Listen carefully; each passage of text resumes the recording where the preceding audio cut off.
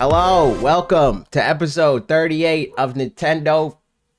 What? Nintendo? I was about to say Nintendo Direct because we were just talking about Nintendo Directs. Of Directly to You, I'm AJ of Redirect. I'm joined by Mega Man VGC on Twitch, and I'm also joined by Dusty Gogo, also of Hidden Power Podcast. Mars, shout out you for the subscription. How dare you do this in the intro that I messed up? Thank you, Mars. We're going to talk about Pokemon Day stuff, man, and the future of Pokemon and the hilarity that is Pokopia now being the top reviewed Pokemon game of the year. Game of the year. I'm here for it, man. I'm here for it. And you know what's hilarious? Mega Man says this because Bob Wolf tweeted. He's like, Pokopia? Like, Pokopia got this review score? And Mega Man replies, and he's like, oh, that's good. It's game of the year. And then I reply, because I'm thinking, again, somebody that plays everything more or less. I'm playing Resident Evil Requiem right now. And in my head, I'm like, no way this game is better than Resident Evil Requiem. It has a higher score than Requiem right now. It's 1 point higher, but it is a higher score currently. So, like, right now, technically, it's the highest rated game of the year. I'm just saying, you heard it here first. You know what? So far, game of the year. So far, you're correct. Which is hilarious. But I think it's funny because like Pokopia simultaneously proved me wrong and right at the same time. Because there's the one side of me that's like, I don't want y'all to do spinoffs. Stop it. But then there's the other side of me that's like, you know what would make a good Pokemon game? Somebody that actually knows how to develop video games, making a Pokemon game. 1. 2, them developing a video game first. And not, let's make a video game that will scratch the Pokemon itch for people that are current Pokemon fans. They focused on making a formula for a game that is good. That if it didn't have Pokemon, people would still play it. And then they added Pokemon to it. Pokemon hasn't done that since 1996. I'm pumped, man. This is the 30th year anniversary for Pokemon, and what I'm excited for is for, you know what I'm tired of? The disrespect on the Pokemon. I'm sick of being a fan of the laughing stock. Yeah. You know, I am so pumped for more people to just be. It's gonna feel like 2016. It's gonna feel like Pokemon Go fever. Like, I'm ready for people to be a fan, for people to be playing Pokemon. Listen, Same. Lady Gaga is playing Pokemon, dude. We're up, dude. We're up. There's a ton of. There's a lot of important people who are loving Pokemon these days. You know, I love it, dude. Yeah. Lamau liking. It's a win. Yeah. It is a win. Big win. I hope that they're able to follow up, because if by the end of 2027 Pokopia is still the highest reviewed Pokemon game, that's a massive L. It's a massive L. If Winds and Waves does not break 90 on Metacritic, that's an L. So like, I hope that doesn't happen, but it is. But what would they? I guess I don't know if it's a total loss, man, because we could still get a great game. I feel like, I mean, what was Red, Blue, and Yellow? What was what are some of the classics rated? I'm just looking. Are you looking that up right now? They're like top. Now. They're like high 80s. Like Pokemon games generally fall in like 87s, which is like, again, if we get an 87, I'm down. That's not a loss. That's a loss for somebody that wants the games to be looked at as good games in a vacuum. Sure. It's a win for you, for like you were just talking about before we started recording. Like, you're excited whenever there's a Pokemon Presents. That's cool. But I think the only way that this is the win that like is going to feel, again, like 2016, like you're talking about, where everybody's excited about Pokemon, is if it's a genuinely good game. Because those 87s exist in the world where it's like, most people are saying this game is okay. And then there's the people that love Pokemon that are like, this game is perfect.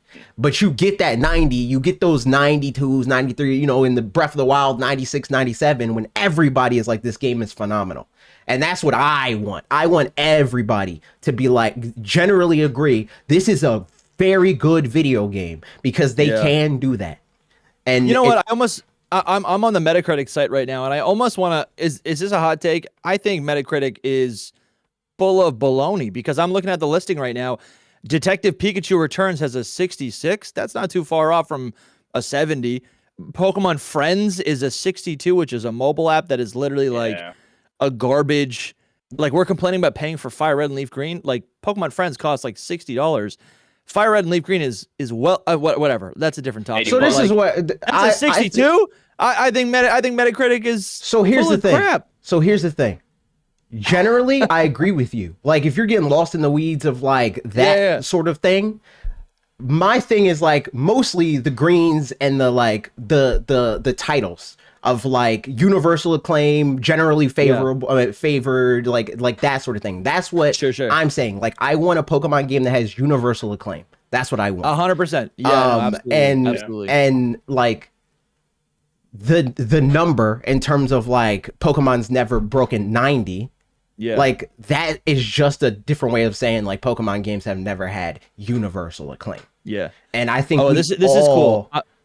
I think we can all at least acknowledge that. Like, there's Pokemon games that people look at favorably and fondly, but universal acclaim is a different beast. That's again when you're looking at your Breath of the Wilds, your Mario 64s, or you know, like the games that when they came just out, like they stopped the world. Everybody played this video game, you know. And as the most popular, and again, it's not even like this. I think that these are expectations that I have for Pokemon because of the reputation that the brand overall has. It's like, this is literally the most popular, successful brand in the world that started as a video game, but it doesn't have one of the most popular, successful video games in the world. Yeah. No, I see what you're saying. There's no excuse. They have the resources. They have just a good core idea. They have a player base, right? They have like literally no excuse. They have the IP for why they couldn't create. Yeah, exactly. Yeah, they have the IP. And nobody loses anything in that scenario, right? Like, I get that. Like, you would be happy with an 87. But if you look at it like this, right, where it's like you would be happy with an 87, you would be not only happy, but potentially more happy if it was worthy of a 90, 92, 93, 94, so on and so forth. And then there's more people that are happy. Like, you don't lose anything by the game being better. But people that expect better do lose something if it's not. You know what I mean? So it's like...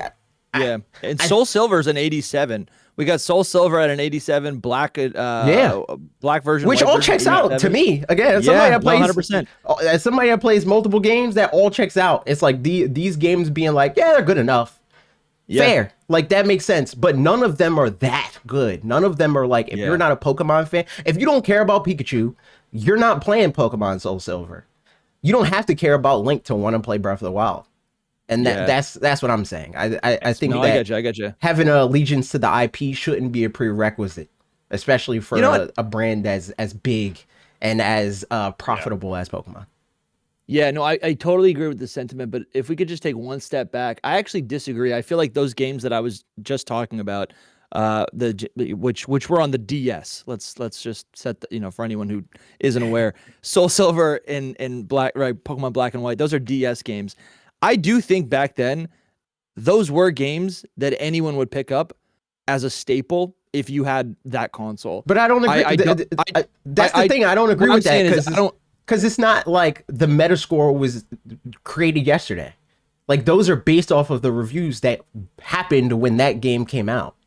So that's what the sentiment was. Like, if those are 87s, all I'm saying is I don't think the drum I've been beating recently is like I'm just like nostalgic for an era when Pokemon was a classic pickup, like a Zelda game, and I feel like that is slowly evaporated. That's no longer the situation. That's because the field has elevated. It's because games in general are better. It's Pokemon was looked at more favorably because games in general were not as high quality as they are now. And Pokemon has not grown with the rest of the industry. Like, again, to bring up the example that I said before, Ocarina of Time. That is technically still the best reviewed game of all time. I think Expedition 33 might have recently beat it. Is it still that now? Hell no. Yeah. But in 1997, yeah, it was. And that's what we're looking at with Pokemon, where it's like, even then, it was an 87, which is like pretty good, but it's not like Yeah. market leading. It's not like this is like everybody should play this. And again, it's allowed to feel like that. And that's because something me and Bob have talked about a few times is it's all contextual. It's like, yeah, it's an 87 on a Game Boy is crazy. There's only a few Game Boy games, you know, that have been able to achieve that. But at the end of the day, you're in a kiddie pool. It's like the kid that can swim the fastest across the across the kiddie pool is not somebody that I'm going to compare to an Olympic gold medalist. Like that. Sure. That's a good point. Like, it just doesn't make sense. So we're talking about the presents today. Okay. Yeah. I say all that to say I say that because I do have the expectation that I think Winds and Waves could potentially do that. It could if they made it a point to and are making it, because we know like that it's pushed, or not necessarily pushed because it wasn't announced and then delayed. It is not coming out until 2027, which is a good sign. Usually when we get a Pokemon game announcement, it's the same year. And that usually feels like it's a rush thing. It's like, all right, we got to hit these deadlines. We got to make sure that the Pokemon game comes out in the 30th anniversary. But they said, nah, we'll do 2027. And I think that that's the first clue that maybe we could get a game that's better than Pokopia. And I think how Pokopia even came to be says a lot about where Game Freak's head could potentially be. And they're thinking long term. Yeah. Right? And it feels like they care more about quality than they have in recent memory. I would argue ever, but definitely in recent memory, because they thought to themselves, hey, we have this idea for this video game that we never made before. Let's go to somebody that has made a video game like this and have them make the video game. Bro, and that's something that you've been saying forever. Yes. Literally since as long as I've seen, known about your channel. That's all you've been saying. Like, and go to these other collaborators. Look what happened. Yeah, bro. The best reviewed Pokemon game of all time. So like, dude, I'm really pumped to I'm really pumped to actually get my hands on Pokopia. Mega Man, I'm curious to hear what you think about all of the all of the news from this weekend. Or I guess it was Friday. Yeah, what do you think? In terms of Pokopia, I was watching some of the pre-release stuff that came out just before Pokemon Day, and I was like, man, this just looks like a nice Animal Crossing, but it's Pokemon. And AJ got me into Animal Crossing, and so I don't think if I played Animal Crossing, I think I wouldn't be as into this game. Like I probably might have even skipped it or got it later on down the track, but the actual trailer and the presents showed so much more Pokemon and so many more biomes and everything that I was just like, this game's going to be massive. Like, it's going to be huge. And then the reviews coming out today being really, really positive and being game of the year. It just makes you go, yeah, it's going to be a nice, cozy, slow game. I think it's going to help that bridge the gap between now and when Wind and Waves come out. I think having a nice, cozy game that you can always go back to and play, even when you finish it, apparently, the post-game stuff, there's still quite a bit to go there. I think it's just going to be having a nice rotation of you being able to go back into it and carry on playing it and keep adding to it like the people that play Animal Crossing. So I'm really excited from that point of view, just having a game that I can constantly go back to, that will just make the time frame between now and when Winds and Waves come out, because, I want the game now, as you always do. You see the game, you're like, I want that now, give it to me now. Mm-hmm. But I'm quite happy to wait as well, because it means I've get more time with this game.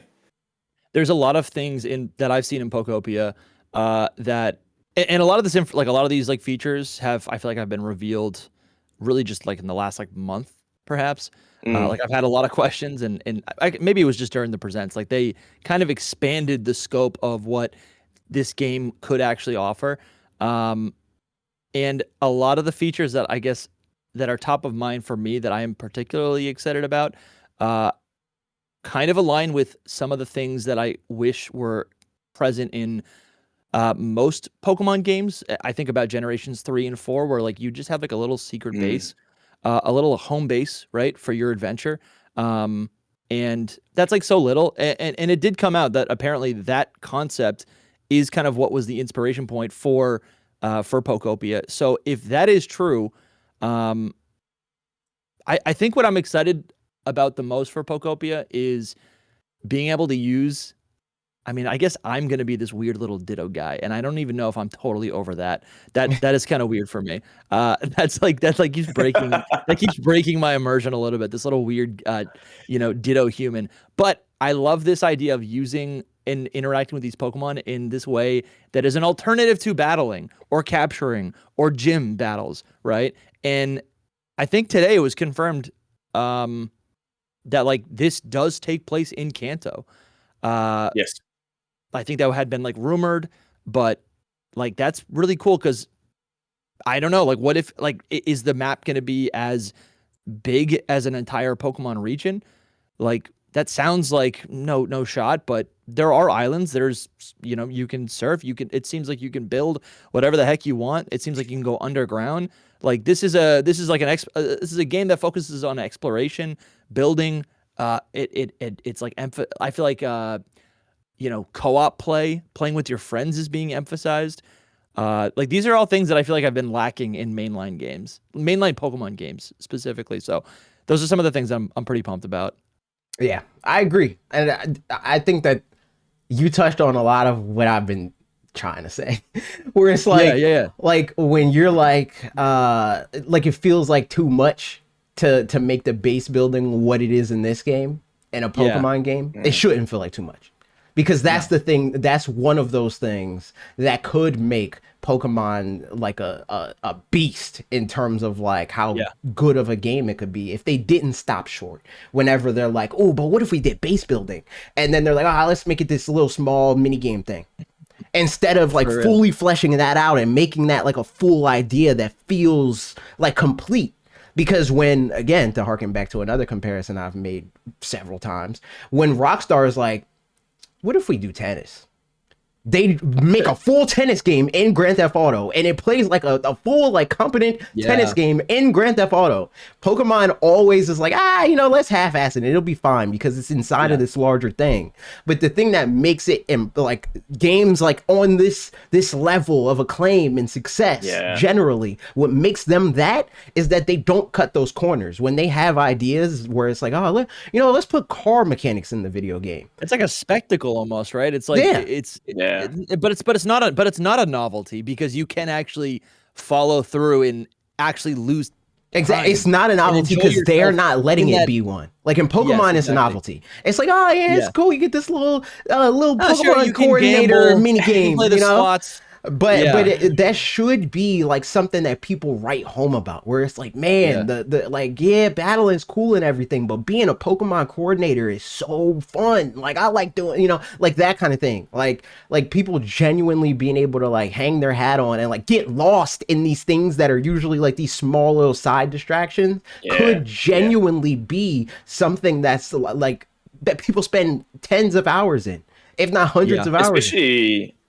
Especially how big they made it, like in the anime as well. Yeah, like, they actually made the whole with like May and that being wanting to be coordinators and stuff. Like you'd think you put a little bit more effort to it into the games, or have it so that it was a little bit more fully fleshed out in the games, or even like future games, because it wasn't just in Hoenn that they talked about it, right? So, like, why not bring it back? Why not make it an option?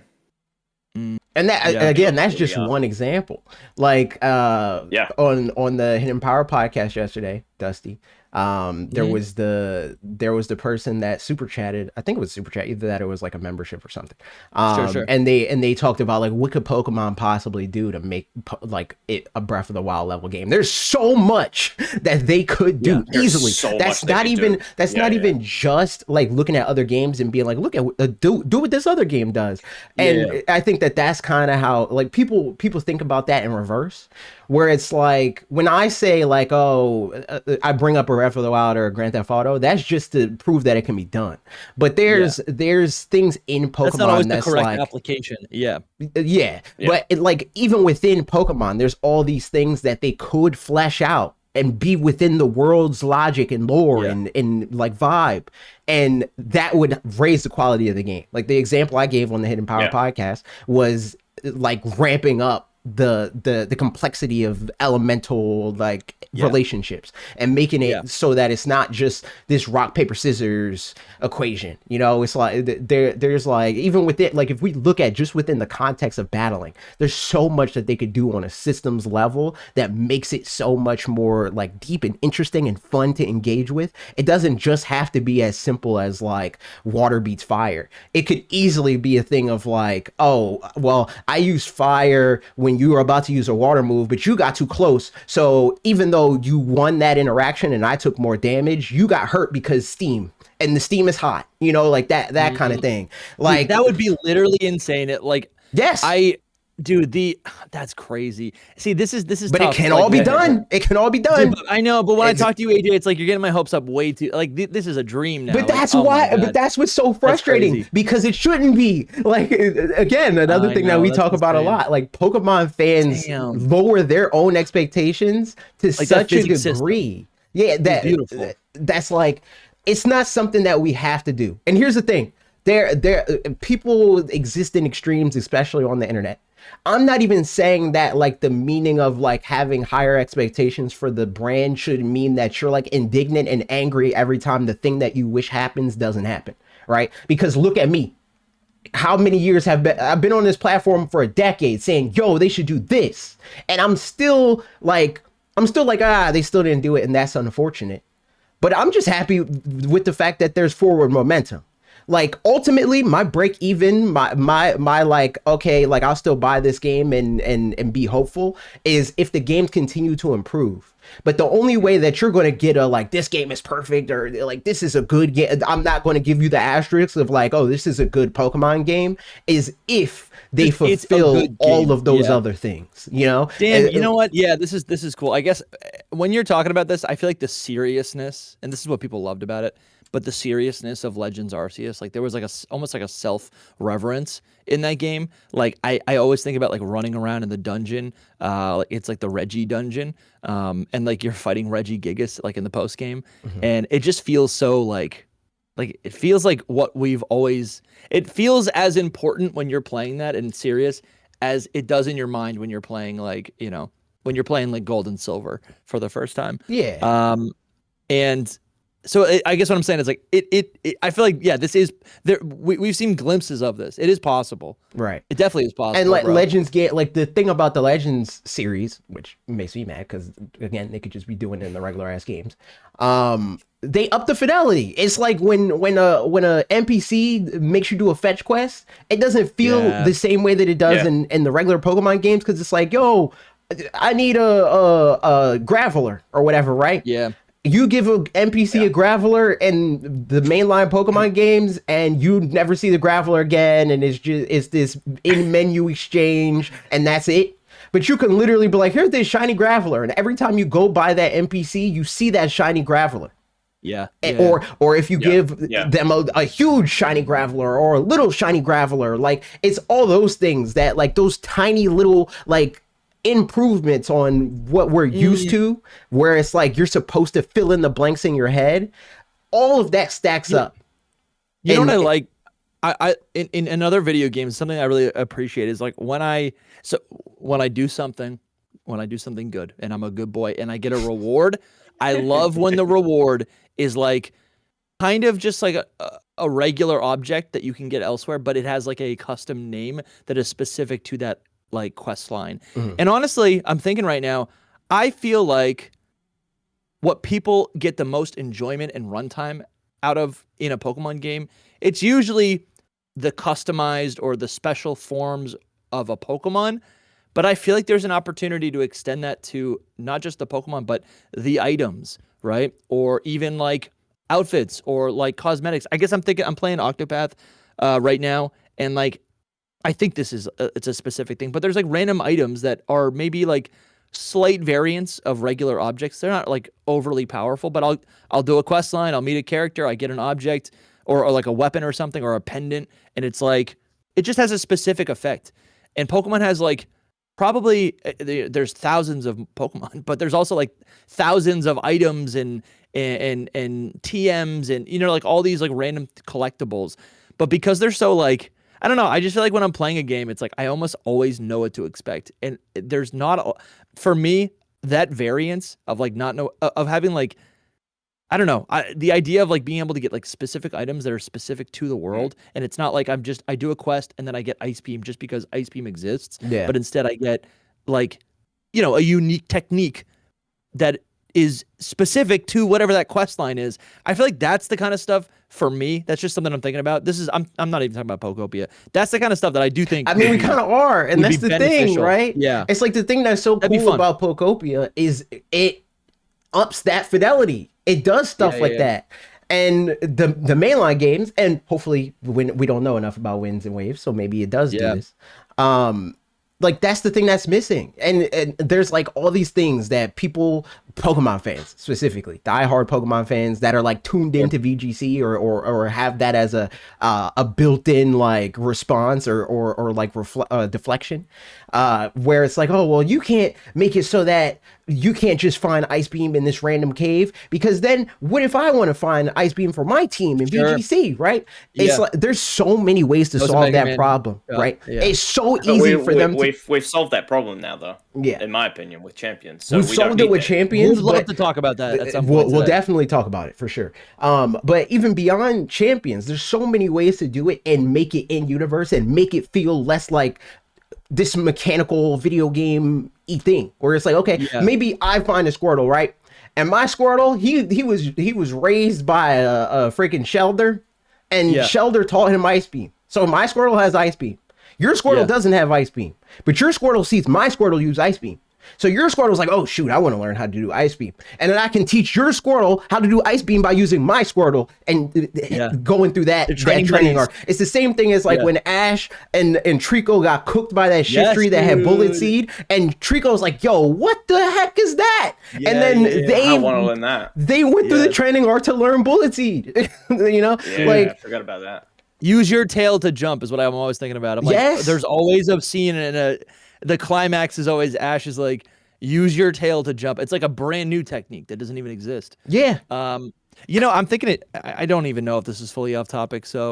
But listen, I'm just going to indulge for a second. I do think I'm like just on this now in Gen 2, when you're exploring Johto, like there are a bunch of new items that you like discover. And I feel like that helps like position even more that Gold and Silver is like it positions those games as sequels to Red and Blue, because in that world, in Johto, you're in a new place and you find these items that truly do feel like one of a kind, really specific niche items that have broader effects. Like you can use Metal Coat is what I'm thinking about. King's Rock, Dragon Scale. Like you find these specifically in locations in that region, and they can have just beneficial effects on your Pokemon, but also they evolve certain Pokemon, right? Which again, it's like it doesn't feel like it's just an object, an arbitrary object for, it's not just, you know what I'm saying? It's not just like arbitrary specifically to get like a new Pokemon. But I think what has happened over 30 years is that those items just become like a checkbox or like a checklist, right? Just something else to check off your list. It's because they kind of are. Like even in Gen 2, like it felt like that, right? Because we're comparing a game that came out in 1996 to a game that came out in 1999. The things that were possible in gaming and that we see other games do is not that different, right? So those things are allowed to feel that way. But now we live in a world where games don't have to fake stuff like that. It's not like this thing that's like, man, I feel like I'm learning something new because this is like bigger and grander than the game that I played before. But that doesn't make it big and grand. You know what I mean?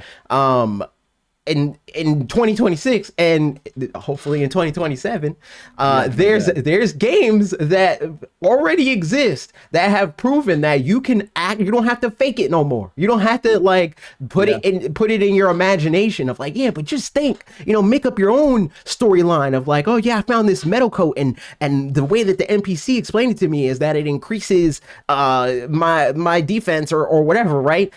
But when I traded my Scyther to like show it to my friend, he evolved and it was crazy, like that kind of thing. It's like these are the sorts of things that you can like genuinely put in the game and have it be something that you discover in the game, and it doesn't have to be systemized in this way. It's just all like fidelity of games has improved so much.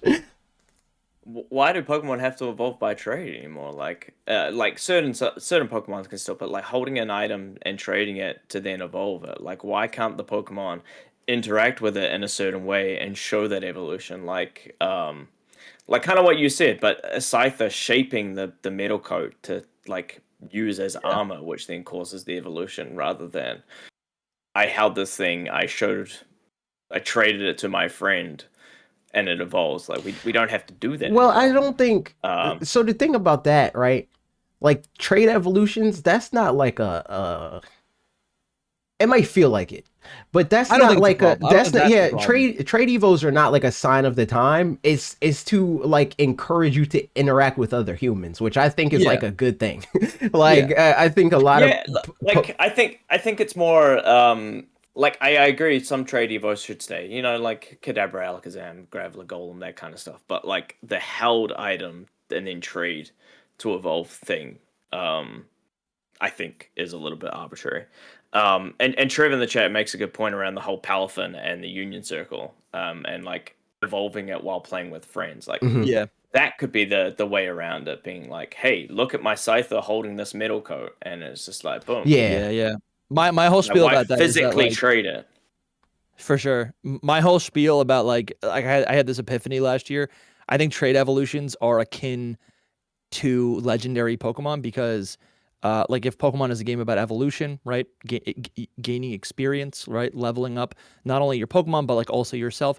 The highest form of like growing as a person is experiencing new things, and part of that is like, or what would be core to that would be like experiencing new things with new people, right? And I don't know. I think it is pretty cool and integral.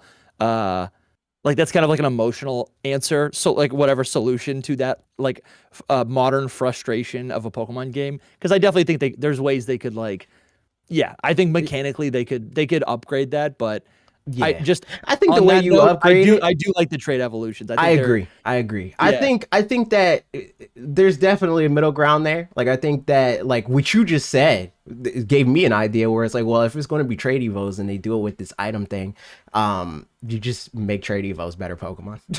You just make it like trade evo Pokemon or like pseudo legendary level or like even like a half a tier below that sort of thing, where it's like you had to like do a lot to get this Pokemon, so it better be worth it. And some Pokemon are that, like Scizor is that good.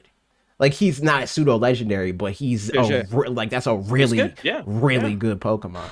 So I guess just this I can put like a bow on this. I feel like I'm getting us off topic, but the thing that I guess what I'm imagining, an example of kind of one aspect of what I'm imagining would be, we have the King's Rock, but we have now, I'm going through the game, there's tons of King's Rock, you can get those, they're common, but you do a side quest and now you find the Queen's Rock or something, right? And so the King's Rock's effect is it just like adds the chance for flinching when you're using a move. What if this one like does like you have the chance to flinch, but you also have the chance for like a critical hit or something, right? And I'm just thinking about this one aspect of the game where I'm like, if you create more variants and you create some new items that are specific to this world and this experience, like this is one avenue out of 100 different avenues that they could take, that they could reinterrogate about the Pokemon games to make them better. But this is just like one avenue that, like one thought process that I'm kind of like focusing in on. Yeah. You know, I think that like that's also like yeah, variance is just generally a really good thing to do. And I think especially like obviously there's still like the holdovers, the people that have been Pokemon fans since they still cared about this whole gotta catch 'em all tagline. Like they haven't yeah, used that in years, or like a decade. Gen 3, wasn't it? It's been a long time since they used that tagline. I think that they could, and I've been, again, this is something I've wanted them to do for a really long time, is like make that, like add that variance to the Pokemon themselves. Let me find sure, yeah. a Charizard and he has a scar on his eye. How did that happen? Dude, okay, what has he yeah. been through? You know, True, like dude, that yeah. kind of thing, or like you find the Squirtle Squad Squirtle, like that kind of stuff. That's something I've been preaching for a really long time. It's like For sure. do environmental storytelling through the Pokemon that you find. For sure. And something I talked about when playing ZA, it's like I think that they have a really strong opportunity to add a lot of value to Pokemon by making the way that you find the Pokemon part of the story. Where it's like not every Yes. Pokemon is just like, well, I went to the area, I went to the highlighted space on the map that the Pokedex pointed me to, and I found the Pokemon. It's like, nah, I found this Pokemon because like I like rescued it from, like it tripped and fell down a mountain, and like I nursed it back to health, and you know, like that kind Scarlet of and Violet, yeah, no, 100%. In Scarlet and Violet, the wild Pokemon, it was really satisfying to just see like wild Pokemon everywhere. When I first played that game, that was a lot of fun. But I do think over time, I feel like the Pokemon for me started just like losing their value. They just felt like random spawns, right? They've never felt more because they're everywhere, especially shiny Pokemon just like constantly spawning in Scarlet and Violet because, you know, at any given time you're seeing like 100 encounters. Like I felt like every Pokemon that I had in that game, if I didn't use them on my team, they just felt replaceable, worthless. Whereas in like I'm playing Fire Red right now, and it's like crazy that like because it's a little bit slower, and those are pretty fast games compared to Gen 2 and Gen 4. But like I'm playing Fire Red, and I'm like, I found a Pikachu. It was the first Pikachu I got. Like that was my first encounter in Viridian Forest, and for whatever reason, I was like, I'm feeling it. I think I'm gonna train this Pikachu, and I've had a million Pikachu, but for whatever reason, because you know what I'm saying, like if that was Scarlet, if that was Let's Go Pikachu and Eevee, as I walk into Viridian Forest, I see 50 options immediately. But because in Fire Red, I walk into Viridian Forest, first patch of grass, I see a Pikachu. I'm like, this is a sign, you know? And it felt, and even if it was a Pidgey or something, it probably still would have felt. I probably would have ended up capturing it, and I'd be telling you about that. I'll say. On the podcast. I think a lot of that is, I think that's the nostalgia talking. Because, I don't know, but it just happened though. Because like, yeah, I know, but I'm saying like you feeling like that is attached to like how like the feelings that you have had attached to random encounters before, versus how you feel about encounters and how they like manifest now in the video games, where it's like, man, I can see everything that I can find here. But in like Pokemon Fire Red, it's like I know in the back of my head, okay, I can find a Pikachu here. I can find a Weedle here. I can find a Caterpie here, and like, and I may or may not find them. I can't find Pikachu's. Yeah. I spent an hour looking for one. One did not appear, and I gave up. So I in Fire Red, yeah. Oh my god, dude, I would trade. I would trade with you, but you can't. But you can't. Yeah. I mean, unless you fly to New Zealand. Don't tease me in my heart, Dusty. Don't tease me. Still though, no, I've been talking about this a little bit, and it's like, yes, it is a little inconvenient, but I'm also like, if we like any trades I do in this game are gonna feel like so real, you know, I won't forget those trades. Like a trade in person, that just hits different than trading with a random person on like, I go on Austin John's like Discord or whatever, and I find one of those like those, you know, it's like you find one of those like wonder trade codes where it's like, I don't know if you've ever seen those online. You don't know. I know what like, you're talking about. Yeah. Like that's so impersonal, and it's again that's going back to like the checklist, right? Where I'm like, this, it doesn't have that same magic. So I'm just like, I'm looking for some more magic. I agree with you, AJ. Like, I'm not saying we need to like go back to random encounters.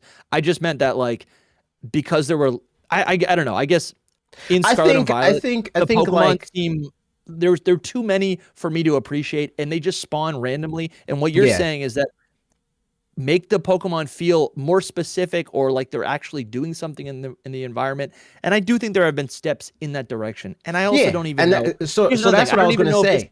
That's what I was gonna Yeah, say, right? Like in Pokemon Scarlet and Violet, and again, Arceus and ZA and stuff like that, they fumbled in how they do it, but they try to do it. Where it's like, okay, you can find like when you find the lit not Litleo, when you find the Pyroar in sure. that like zoo area, Yeah, it's like a reference to how lions sure. actually like travel the world in Yeah. real life, right? That's cool. No, that's fun. That whole thing where it's like I found a pride of lions. That's pretty sick. But the thing that makes it bad is it's like, well, everybody has an encounter, and you're gonna have that encounter again if you go here again Yeah. after like Yeah. it should be have more variance. It should Yeah. be a thing where it's like, okay, well, I'm in an area where there's known to be like lions, but maybe the pride I run into has less female pyroar, or like this pride like in real life. I don't want to go too much into it because demonetization and all that. But real life, there's like it's social dynamics that are crazy with lions, and people die. And there's like usurping and like all this stuff. Like, what if the Pyroar?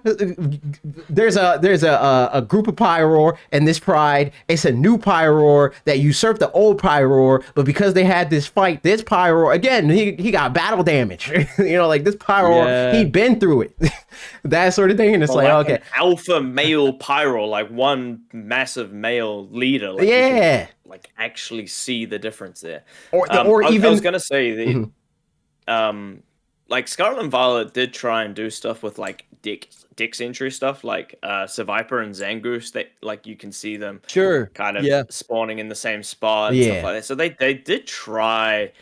But they're referential. It's like with the spawn element, but they don't really interact with each other. Do you don't it, see them fighting each other. Exactly. I mean, they do what I was saying before, and what Pokemon always does, where it's like it expects you to do the work in your head, where you make this head canon, where it's like, oh yeah, I saw that Seviper and that Zangoose, and they were probably fighting before this. But why can't they just why not literally make them fight? Like, and I see, and then you do the whole thing where it's like you're scouting it out, and you're watching this Zangoose and this Viper, and you're like, I'm going to catch whoever wins. Or maybe you're empathetic, and you're like, I'm going to catch whoever loses, and I'm going to catch him and train him, and I'm going to help him get his run back, and then he's going to win. Like, because again, that's an anime thing. Ash will see a Pokemon lose, and it's like, man, nah, we're running that back, and you're going to win this time. Like, there's so much opportunities to add so much life to the Pokemon franchise or Pokemon game franchise if they just stopping short of doing something where it's like, you release this Pokemon and you'll never see it again. It's like maybe there is a chance you'll see it again, and that doesn't mean that it wants to come back to you. Or maybe it does, and maybe it got better, or that sort of thing. You see the situation where it's like, oh, Butterfree got a girlfriend, and not that sort of stuff, right? Yeah. Bring back Pink Butterfree. I think I feel like maybe what I'm kind of circling is like I want more friction in my Pokemon games. I do think that is important. I'm not saying get rid of quality of life improvements. Like ideally, the quality of life improvements allows me to then focus on the video game, which should still be engaging and should still provide friction. And I guess what I think Scarlet and Violet maybe lacked, and what honestly a lot of games are lacking. So this is what I would want in Pokemon games. I think about I want more agency. I want to be able to make decisions that are, well, even if they're minor improvements, I still want to make that decision so I feel empowered. Yes. When I actually beat the game. And something I think about often is trainer classes. That's so easy to do. And I'm not going to sit here and pretend like I'm a pro. And also, this is going to be the third time I reference Octopath Traveler because I don't play a lot of other games, but I'm playing that right now and I'm having a lot of fun, and it's not very difficult, but it is it's just engaging in a lot of different ways, and it's also turn-based. But yeah, it's I feel like in Gen 1, the agency that we are given in early Pokemon games is our Pokemon, and it's that simple. But now that the games are 3D, it's it can't be that simple. There can be other layers, I think, for customization. And that's why I'm like talking about like held items, because that's another layer on top of your Pokemon. It's also it's like if you have your specific, your specific starter Pokemon that has this specific item attached to it, which represents a specific mission that you did in the world. Like, I don't know. I just think those little I things. don't know if like how you're phrasing it. That like, is so small. That like is it's so not small. really agency. You have less agency in Gen 1. You have less. And like I don't think so. No, I don't think so, because I think everything's scaled down. So your agency is that you could pick. It's like no, but that's the thing. You have less agency. You have less power over what you can do. So you have to make a choice. So it's not. I think because everything's scaled down and there's less options, it's like the 150 Pokemon. That is like, those are the decisions. Like, but that's not what agency means. Like agency is like control over what you can. Yeah, and it's the can't Pokemon do. you choose. That's how I look at it. So you have, and I think so exactly, you have less agency because you have less choices. Like, sure, you're saying you want your choices to feel more impactful, which is a different thing. And I think that's fair. Yeah. But I think that the way that you do that is and again, this goes back to the like Pokemon fan bargaining thing. Is like, you don't limit the game. You don't make the game worse to make it feel like your choices matter more. I think right now, I guess the way I see it is, you're right. Generation 1, it's pretty, it's like shallow, but it's still like, I still think, I don't know. I think it still has like it still is the perfect formula, right? Like, it wouldn't have blown up for no reason. Like, it is still, whatever. I mean, it blew up because it's 1996, and I'm just saying, like, I know. I think the thing that you want is valid. Don't make me don't misunderstand me. I'm not saying that your desire to feel like your choices matter doesn't matter. What I'm saying is we got to get out of this mindset where it's like the only way to make you feel like you felt when you were a kid and less things were possible is to go back to things being worse. Like that's not how you do that. I'm not saying that. I'm not saying that at all. Mm-hmm. I know you're not saying that. I'm just saying Gen 1, it is what it is. Okay. This is my thought process. Gen 1, it's very shallow. It's limited.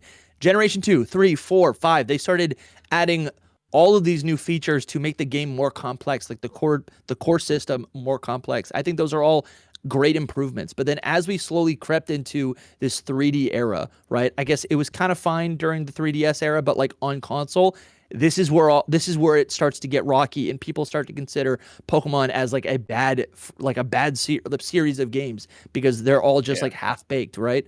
And I think as the games have gotten larger in scope, like superficially, it's like the core of what the game is. But really, there's no friction. That's the thing. It's like they didn't get bigger superficially. They got literally bigger. What happened is you scaled up a low resolution image. Like you took the thing. Yes, that's what I'm saying. Like, they made it open world, but it's like, what actually makes it fulfilling as an open world game? Yes, I feel like, but I don't even just mean open world. Like, every improvement that they made to Pokemon was just like tacking on more to the base that existed, instead of being like, oh, and what if we did this, and then since we made that change, here's how that like we make the game better and matter more in this context. We changed the game entirely to better fit this new edition, instead of just adding more, like throwing more stuff at the wall and seeing what sticks. That's the problem. Like that, and when Nintendo made Breath of the Wild, they started from scratch. They blew up everything, and they said, okay, why did Zelda matter? And how can we make it feel like that again in the modern era? Pokemon never did that. They just kept making red and blue over and over again and said, okay, more Pokemon, more items, more battle abilities, more Pokemon in the battle that you do.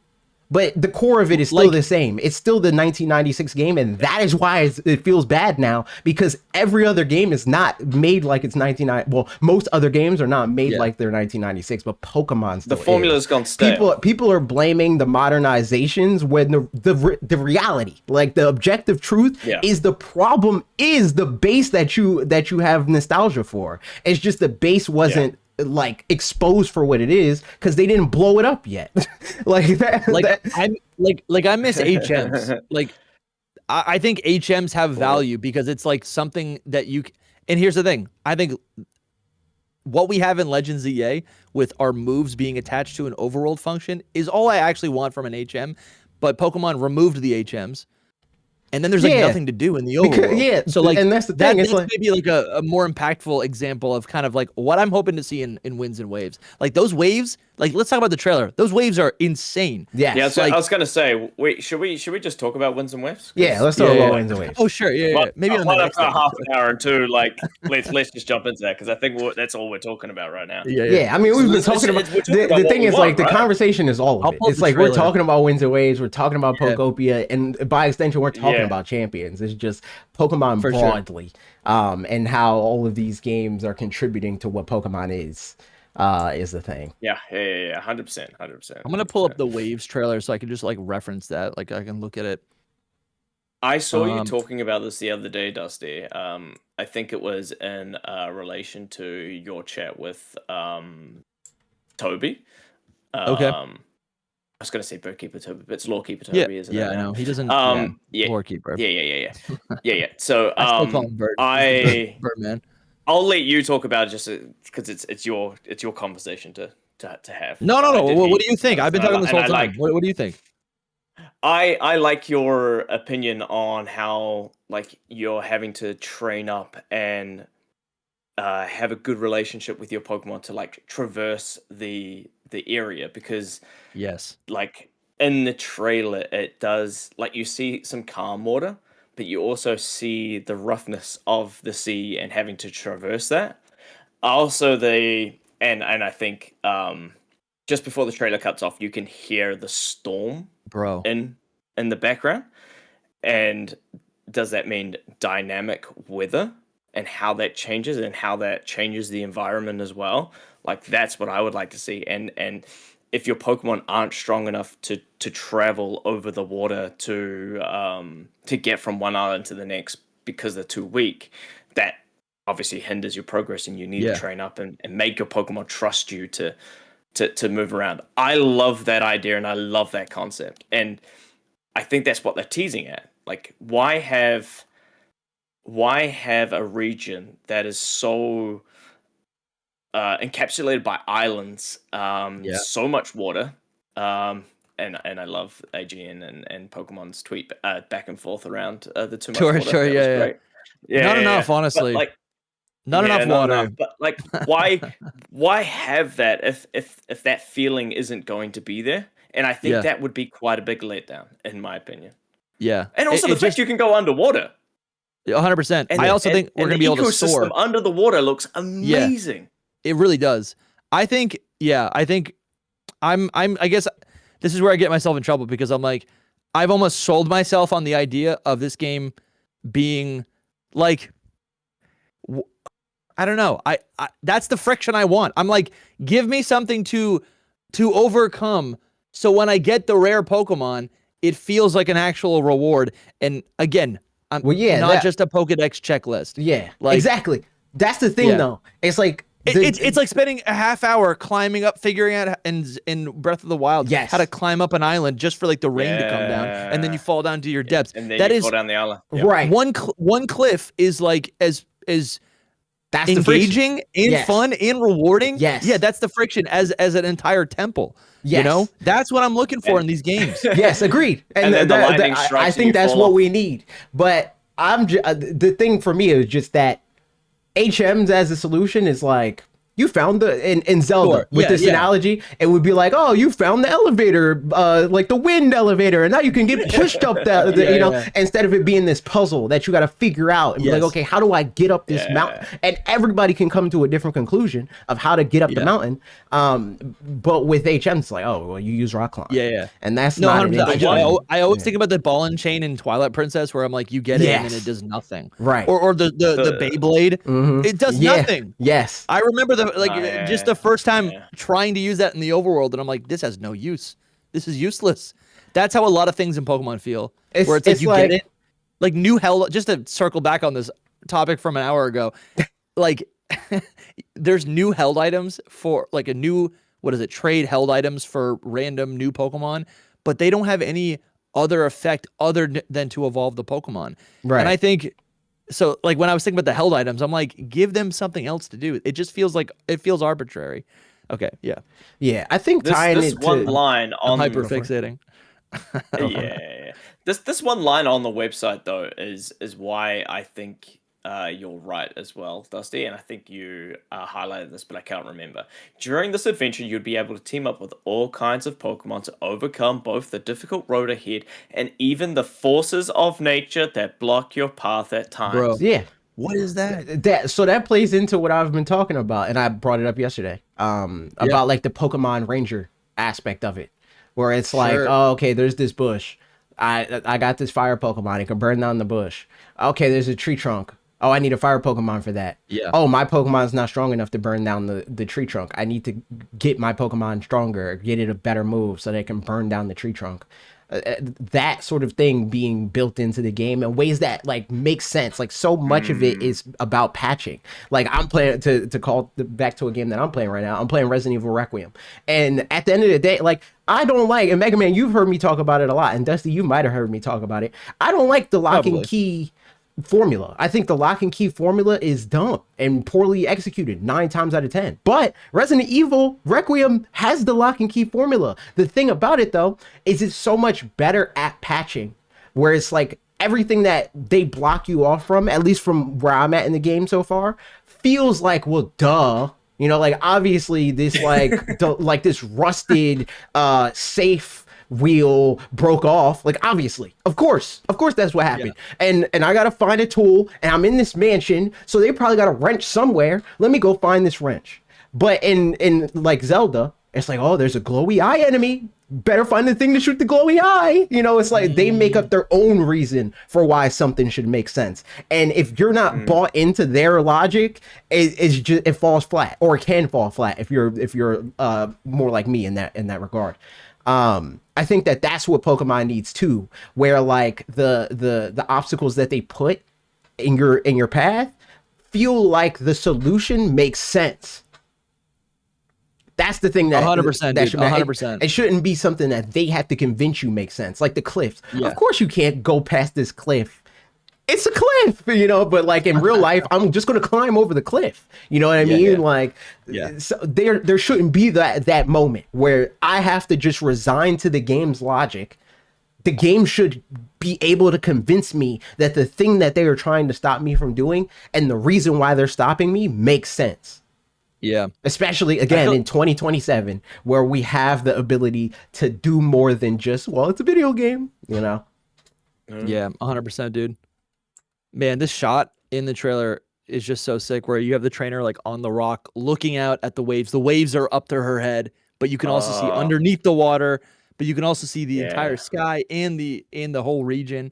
And you know what I've noticed? Most of the shots in this trailer are off kilt. Mm-hmm.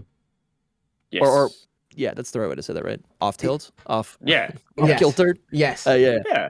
Have you noticed Yeah. that? Like I kind of picked it up, but I'm realizing it's more than just the starter shots. Like they're all tilted, and I think that's just to be like you're gonna be, you know, you're It gonna feels be like uncomfortable. they're doing that to emphasize the scale of the game, but it could Maybe, also yeah. be that. It feels like they're, you know, like how a lot of people, like literally my background, like when you're setting up a set, it's better to like shoot into corners because it makes the room look bigger. Like that's Sure, what they're yeah. doing. It's like, look at how Yeah. big this is. Yeah. Well, they've got me.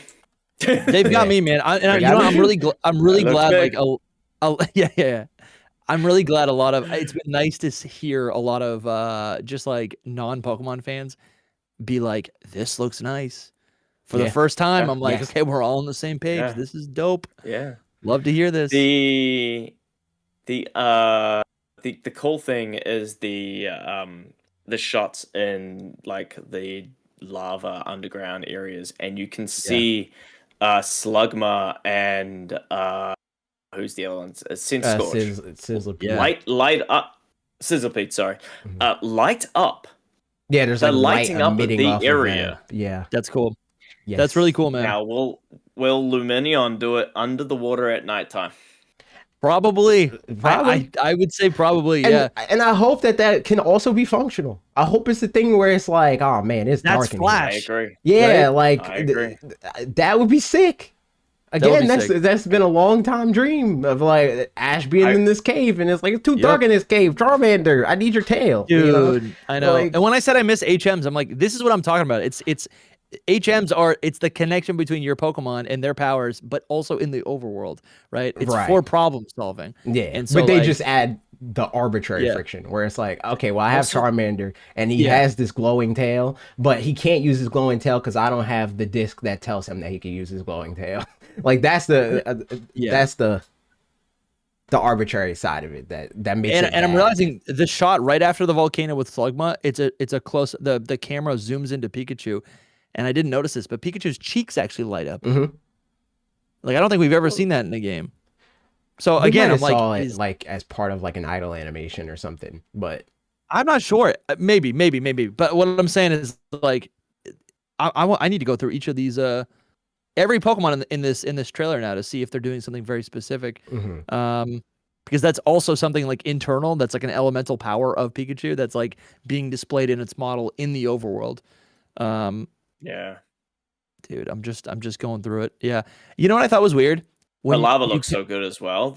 The way that it's like hitting off the mountain and splashing, it looks like they've used the same style for the water as they have for the lava. Which look makes at it the shadows glow on so much prettier. Tropius. Look at the shadows on Tropius and how like Tropius looks good. Let's see. Oh like, yeah, dude. look at its Tropius is wings good. and how the Bro, shadows like go regal. through its wings.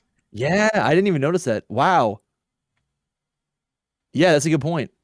And It's the like, like, layers of shadows on Gekkoa when they like zoom in and like pan around it. Like that sort of stuff. Like they have like less baked in shadows in this game, which is a cool thing to see in a Pokemon video game. Dude, I'm pumped. So which starters are you picking? I'm leaning Pombon, but I like Gekkoa a lot. I'll say that, but I'm leaning Pombon Gekkoa. because Gekkoa. I like 100%. both of them.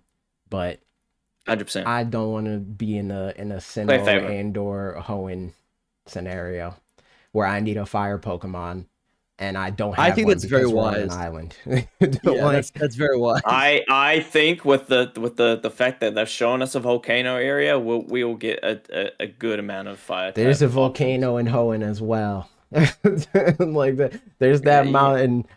Yeah, but you can use Torkoal. Yes, fine. exactly. The four hole Pokemon that I can find in the video game that I may or may not want to put on my team, and that's the scenario that I like.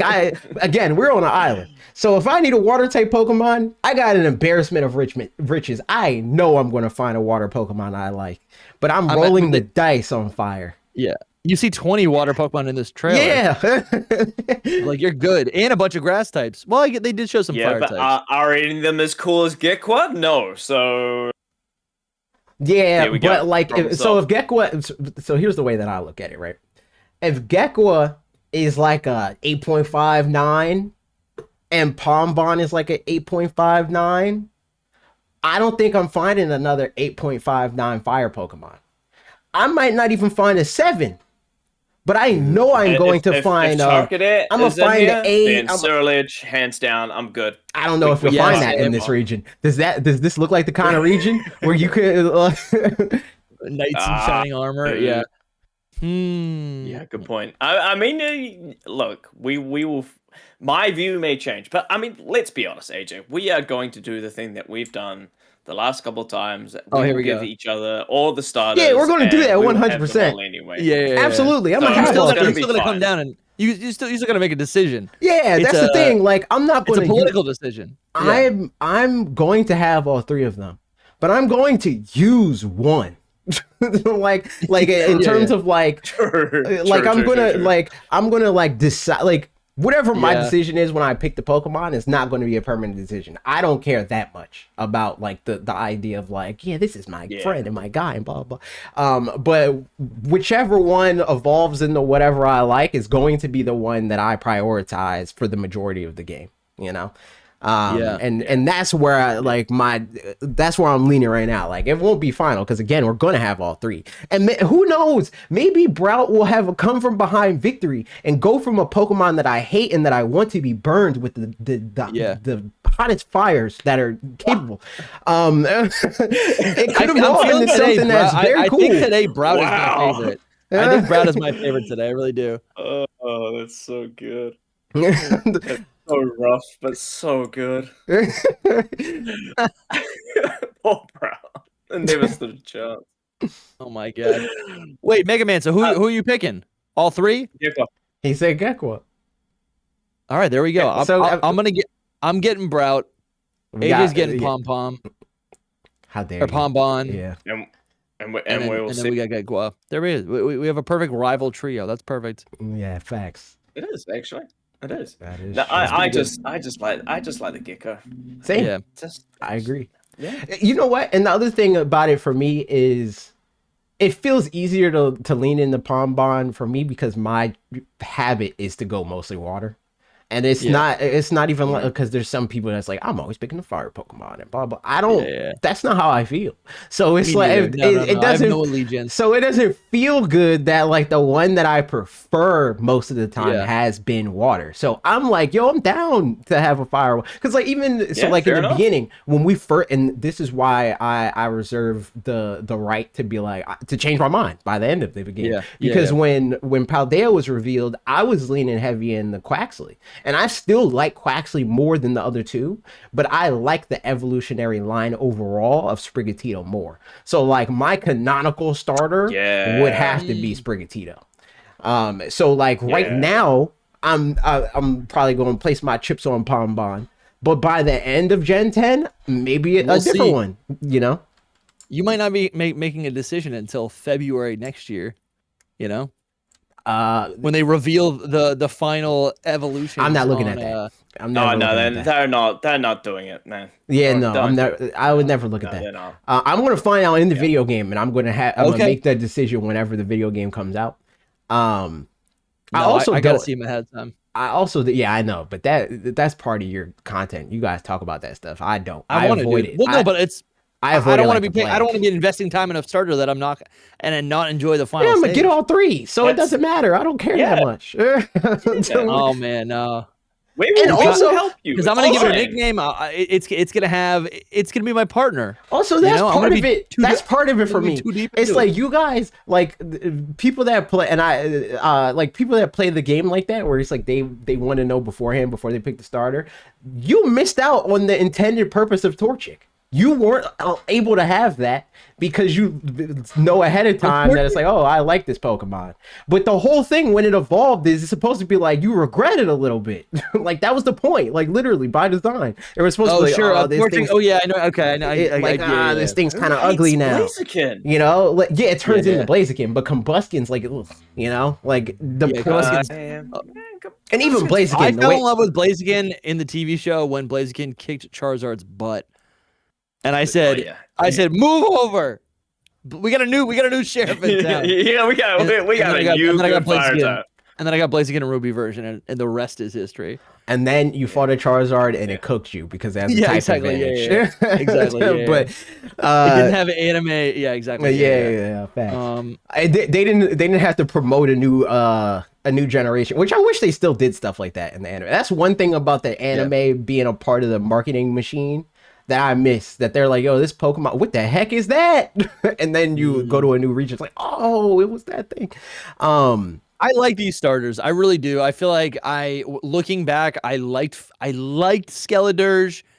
I thought Fuecoco was like derpy and overrated. He's great. He's good, but like, and I like Skeledirge. I like my Skeledirge, but like, I haven't really cared about the starters, I don't think, since generation 5, 6. Maybe. I don't think there's been a region starter Pokemon since Generation 6, probably. There's not really a region for me that I don't like the start. Well, if the closest region to me that I don't like the starters is 4. Because I like Chimchar. I can give or take Chimchar. I hate Turtwig. Again, burning with the hottest flames that hell can burn her. No, dude, it's not even that effective. And Piplup is the GOAT. Piplup, yeah, Like Empoleon's every sick. time I'm picking Piplup, I'm not thinking about it. You know, Sure. like Gen 1, I might, even though, like, I love, we all know I love Charizard. I still am like, maybe, Piplup. I like Squirtle. Squirtle's pretty cool. Yeah, exactly. The GOAT. Piplup. The GOAT. I made Um, I mean, that's sick, AJ. I can't wait to show you then. I got I made a regional Empoleon for my Legends Galar concept. It's already modeled like in 3D. I got like an animation of it. mm, I can't wait to show you that now. I didn't realize you liked Empoleon. yeah, he's the GOAT. Empoleon's great. He's sick. But you know, I think this generation, and I kind of like that also. It's kind of like the Animal Crossing thing. There is part of me that like I like having the ugly duckling to point and laugh at. So like I'm down for Brout. Like I think it deserves to But he's exist. not even an ugly duckling. I Dude. The think more he's I an see I Brown, the think more, he's hideous. I hate him. I think Compared he's to the the cool. other two, he's the ugly duckling. Yeah, I don't think so. I really think he's the cool one in the group. I'm looking at them right now, and Pombon as much. Listen, I love puppies, love dogs, like Pombon, but like he looks stupid in. It's me in high school. That's what Pombon reminds me of, and and what are we calling this thing? Gekwa has an attitude problem. Not a good person. Brout might be the only actual redeemable What are you starter talking here. about? That if anybody has an attitude problem, it's That's Brout. He's like his name He is. just looks concerned and serious. He looks angry. He looks like he would stab you if you got too close. I don't think so. I'm looking at the render right now. He just looks like a little lost, a little confused. He would I'm looking at absolutely the, stab you. He No. in cold blood. Like, Yeah, Dude, yeah, in the first video, the first like close up video, he's like tweeting. He's like, "Doo, doo, doo, doo." he's That's so what he's doing. angry. He He's like by flapping his design, wings. he has angry eyebrows. He is an angry bird. He was born with those eyes, man. He He is can't help it. literally an angry bird. He's born with those caterpillar eyes, dude. He can't Anyway, help it. burn him with fire. I like the fact that I have somebody to like Dinkelberg. You know, you gotta have some of that in your Yeah, life. no, I get you. I get. So I'm glad he exists, but I hate him. But yeah, no, anything else you want to talk about with me while I'm still here for the next 10 minutes? Anything in particular? Champions. VGC, I would love to get a pulse check on what the VGC community thinks about thinking about champions. I think it's a little bit of a mixed reception from what I'm like gathering. There's still quite a few videos in my watch later on YouTube because unfortunately I had to spend like the whole day in the office yesterday and been working a bit over the weekend, so I haven't been able to kind of really pulse check enough. But like on the whole, most VGC players are excited for Champions and what it can do and what it can bring, because it's just going to change up how I think VGC going forward is going to be, because they can tailor it a lot more to what they feel and what they want to do. They can add and remove Pokemon pretty simple, because it's not just about what is going on in the actual video games. Like they're not constricted to what's there. They can add, they can remove, they can. I reckon they can balance out VGC a lot more, which can make future regulations really interesting and exciting and different. And then you're adding in the concept of like Z moves and Dynamax and Mega and Terra, and how that they can kind of all play with each other, and like they could do a mixture potentially. I don't know. It'll be interesting to see how they work with that. From what I have gathered, and once again, I need to kind of go back and really look at people's thoughts on it. There are some people a little bit concerned around how to get the Mons and the time it's going to take, and not necessarily like the pay to win aspect, because it's not pay to win. There are like cosmetics and stuff that you can, I believe, pay for, but the grind to get things and the rental Pokemon, it sounds like you might not be able to change the moves. So like if you're wanting to try out a Pokemon, you can't tailor that Pokemon a little bit to how you want it to be and try it out for 7 days. It's kind of fixed. Yeah. Whether or not that remains to be seen is a different story, and we'll soon find out, because it's not 100% like confirmed, but it looks like they're that's how it's going to be based on what's been written. The cool thing is the music in the game. It's got all of the soundtrack, so it'll be Oh, interesting to see nice. I like didn't what's even know there and that. what they're That's adding. kind of cool. Okay, Yeah, I didn't see yeah, that. yeah, So you can just like yeah, customize whatever you're listening to. That's fun. yeah, Yeah, yeah. AJ and I talked about this. I think it was yesterday, right? On Yeah, I was on the podcast. Yeah. over on Hidden Power, and we were just reading the website, and I feel like we were spiraling in just like I don't even know, just disappointment. It seems like there's a lot of, yeah, as you said, like restriction. I think there's a lot of things we still don't know, so we'll have to like I'm Yeah. kind of holding my judgment, but like it does seem like there's a lot of things that are going to be a barrier for just getting your Pokemon into champions. Like the the promise would be, Yeah. oh, it's easy to battle and to get Pokemon into the game, but like it seems like battling might be easy, but like getting Pokemon in is the actual hurdle, which again, I'm I like that feels like it defeats the purpose of home. So I'm a little I frustrated. think I think it will be fine. Like I don't know if they're just not explaining it well enough on how it connects with home. But like it remains to be seen. Like I think it's Yeah, gonna I'm be one of dying to those know, things that dude. yeah, I think it's gonna be one of those things where we just you got to pick it up, you got to play with it, and I guess with it being its own thing, they will be able to change it, adapt it to Yeah, kind of suit what it needs to be. Will I think it'll be perfect off the bat? Absolutely not. I think there will be a yeah. lot of teething issues with it. Like I think I hope they make people will changes. want I it mean, to that be, would be good. yeah, yeah. I think people want it to be what Showdown is now, but prettier, and what it needs to be going forward. But I don't think it will be that. And my I guess feeling for it is relatively like calm. Like I'm excited to play it. I'm excited to give it a go. Because like I hate Showdown. I use it a lot because it's easy and it's accessible. It's on my phone. And if I just want to get in a quick few battles and try out a few mons, like it's great to do that, and I don't have to like put it into the game.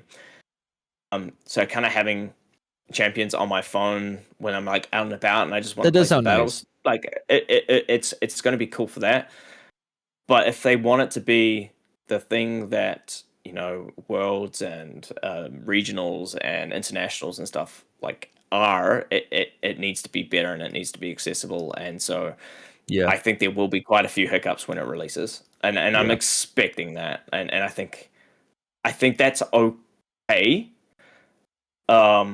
Despite people probably going, this is not okay, like this isn't what we thought it would be, because I think it needs to cook, and it needs I time. I don't see a world where Pokemon champions will ever be showdown. And I think that's by design. I think that a lot of the appeal and what people want out of Showdown is like extensively It's a to calculator. it's to yeah, that, but like like in regards to Pokemon Company's interests, they kind of just don't want to play the game, and Pokemon Company wants you to play the game. Like Sure. they wanted to Yeah. be like, you're using these Pokemon that you caught, traded, trained, and you're battling with them. But Pokemon Showdown people at large want like essentially rental Pokemon that they can mold however they want without the need to catch, trade, train their Pokemon. I think that's antithetical to what Pokemon Company wants. They want the whole Yeah. thing of like, you have this relationship with this Pokemon. Um, you don't have a relationship with Pokemon that you can just type in, I want Incineroar, give it fake out, give it 31 IVs and attack, like that kind of thing. Like they Yeah. they Yeah. they Yeah. want it to be a Pokemon that you build. And even like I think that's a lot of why there's going to be, even the Pokemon that you get in champions have that level of friction to build the Pokemon. And like obviously there's the additional side of it where it's like like they need to monetize the video game, so the way that they're also introducing that friction where it's like, okay, well, you want to get around this, give us money. It's either you build the Yeah. Pokemon and Yeah. you transfer it through home, and you're like forced to build that relationship to some degree, or if you want to skip it, pay money. I think that that's the Yeah. dynamic that we're looking at. I could be wrong, but Yeah. that's my assumption. Yeah. And that's why I reckon, like, on release, I don't think, I don't want to say it, but I don't think the release is going to go as smooth as what Yeah, some people will hope it will Absolutely be. not. that's good. Yeah, Um, I feel like for the first. and Oh, sorry. Keep going. Keep going. it will be interesting to see what regional that they use champions for and how that goes. I will watch that regional very intently because it will be very interesting to see what teething issues are going to be there. It's going to be interesting. Yeah, we'll But see. I'm excited for like how they can adapt VGC. Like, don't have to always use Terra. You don't always have to use Dynamax. You don't always have that to is use cool. Emus. Like you That is could, cool. like, in theory, they could be like, you could use Dynamax or Terra, and like Like how would in the that match you yeah. interact and stuff like that. Yeah. So that'll be quite interesting. I don't think that'll happen in the first year or so, but like it could eventually come, and that's quite cool. Yeah. And on that note, I need to leave. Thank you for having me again, AJ. Dusty, always a pleasure. Always a pleasure. Enjoy the chats, man. I didn't realize you had to leave, and I'm feeling a little guilty that I took up too much of no. the show. The internet lied to me. This is all Mega Man's fault. You need to learn about daylight savings time. Okay. It's been years. Yeah. Daylight savings time was screwed me over. Yeah. Because I thought it was 9 a.m. my time, but yeah, it was actually 10 a.m. That's why I messaged in the chat. I was like, I'm ready when you guys are. I figured that. I saw that and I was like, that's not the time. This happened last time too. Yeah, for sure. I did. Good to see you, man. I'll get there eventually. Yeah. Thank you so much. Catch y'all later. Later, Mega Man. All right. So what else do we got? Is that we got Pokopia? more to say? Gen 10. He's still not gone. Let's see. And then it didn't do the thing. Annoying. Gen 10. We talked about Pokopia.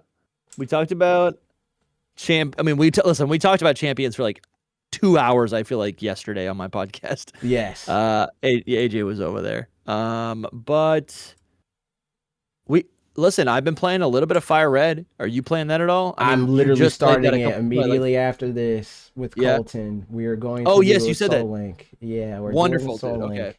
after That's fun. this. I played it like when it first dropped after the Pokemon Presents wrapped up. I played a little bit of it.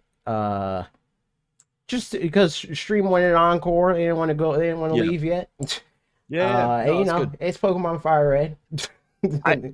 So it seems like there were a lot of minor. So from what I can see, it's not like a straight up port. Like these games. Like it seems like they did. I think Jake was explaining this to me that like there's another third party company that does all of these it would be emulation, like they create the emulation software or whatever. Yeah. To adapt these games to the Switch.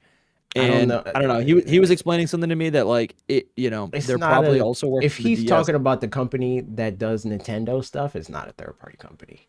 Okay, maybe it's internal. It's Nintendo. It's Nerd. They're like a European dev. That's a first party studio. But I don't know if it's them or not. I didn't look into it that deep to see who actually like worked on it. But I did see that they did a new version of the ROM that has a word filter for naughty words. Yeah, and it doesn't work like the other ones where it's like you can't do that. It just doesn't even let you know. It's just like your name. Nope, you're not naming him that. His name is Blue. Yeah. You know, which I respect that. I know that there's the workaround for the tickets that you can get the Eon ticket. Yeah, that's pretty cool. What's the other ticket? What's the other one called? There's the Eon. I think it's the Aurora ticket. Yeah. The Aurora ticket and the Eon ticket, after you beat the Elite Four, it just gives it to you, which is cool. And that's basically letting you, like back in the day, they used to do like mystery gift events that would bring you to like a new location in the Pokemon world to capture legendary Pokemon rather than just like, free hand, just like where it just like gets they deposited did in your patch it right. box, They did right? patch it right. And so that's honestly, dude, that felt like a big win for me because that was something that I feel like I had been. I mean, I'm happy we got a port. That's also not it. There's also a reference in the code to Ruby, Sapphire, and Emerald. So exactly, and it's starting to feel like just a pretty big win that like maybe I'm starting to think that maybe they're really gonna just lean into these ports, especially now that we have all this additional time leading up to Generation 10. And if they're gonna take 5 years, potentially more, right? Because the development doesn't start when a game like when the previous game like is published, right? There's pre-development even they're before working that's on like, Gen 11. Like they are working. That's a game that they're working. yes. They might be in early talks for Gen 12 if we're being real. Yeah. So, I mean, that's just really. I guess what I'm saying is like, I'm feeling really good, man. It was a pipe dream to even get the ports, and it was also a pipe dream for them to even add content that, like, personally, I've never played. You don't need to leave a comment in the chat. Like, yes, I know you can emulate. Yes, I know there's workarounds. That's just not like how realistically. That's just not how I game, right? Most people are not. Most people will not do that. That's the thing. Like people try to like set it up as like it's this like seamless thing. It's not. Even the people that do it know it's not. Yeah, I have a what is it? A Retroid Pocket. It's a really cool like clamshell device, and I've played some games on it. But when I've tried to like, there's been other games that I've tried to get onto it, and I feel like I feel like the whole thing has bugs. I'm like I obviously didn't set it up correctly. Emulation's just also buggy. Yeah, like, it kind of doesn't even really matter what hardware you have on it. You're going to run into bugs with a lot of different games. Yeah. So I'm pumped that, as a Pokemon, as a 31-year-old Pokemon fan, that feels like a big win that they're actually like not only bringing these old games, which I think Fire Red and Leaf Green is so good. Like they really do hold up. I think they're really, really fun games. Like they brought it onto the Switch. Like I can play it on my Switch too. And the fidelity, it is so like, it is like truly HD. It's amazing. I'm playing it on my TV and it's like crystal clear. Like that is a dream. And now there's rumors of Ruby, Sapphire, Emerald. And now it feels like there's enough window. There's not like Pokemon is taking its time with its releases, which kind of suggests to me maybe that would allow them to port Heart Gold and Soul Silver, Black and White. You know what I'm saying? I don't think we're getting that. I don't think we're getting it this year, but I don't think it's. I think that's 40th anniversary. I think they gave us Gen 1 and Gen 2. They gave us the Game Boy era for the 20th anniversary. Yeah. They're giving us the Game Boy Advance era for the 30th anniversary, and we'll get the DS era for the 40th. Maybe 35th. Maybe that's the compromise. Maybe 35th. I'll do 35th.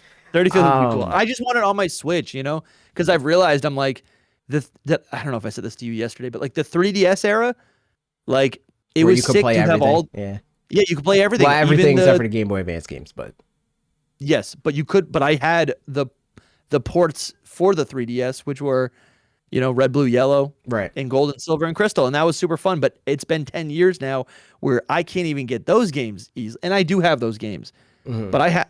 It's like if I want to get play it on like it's not physical, so I can't get Anyways. All I'm saying is I'm feeling good. They're doing some cool things with the ports, which is nice. I like to replay games. I do. And I like that they're compatible with home. That's also fun. And I also like that people are talking about it online. That's also fun.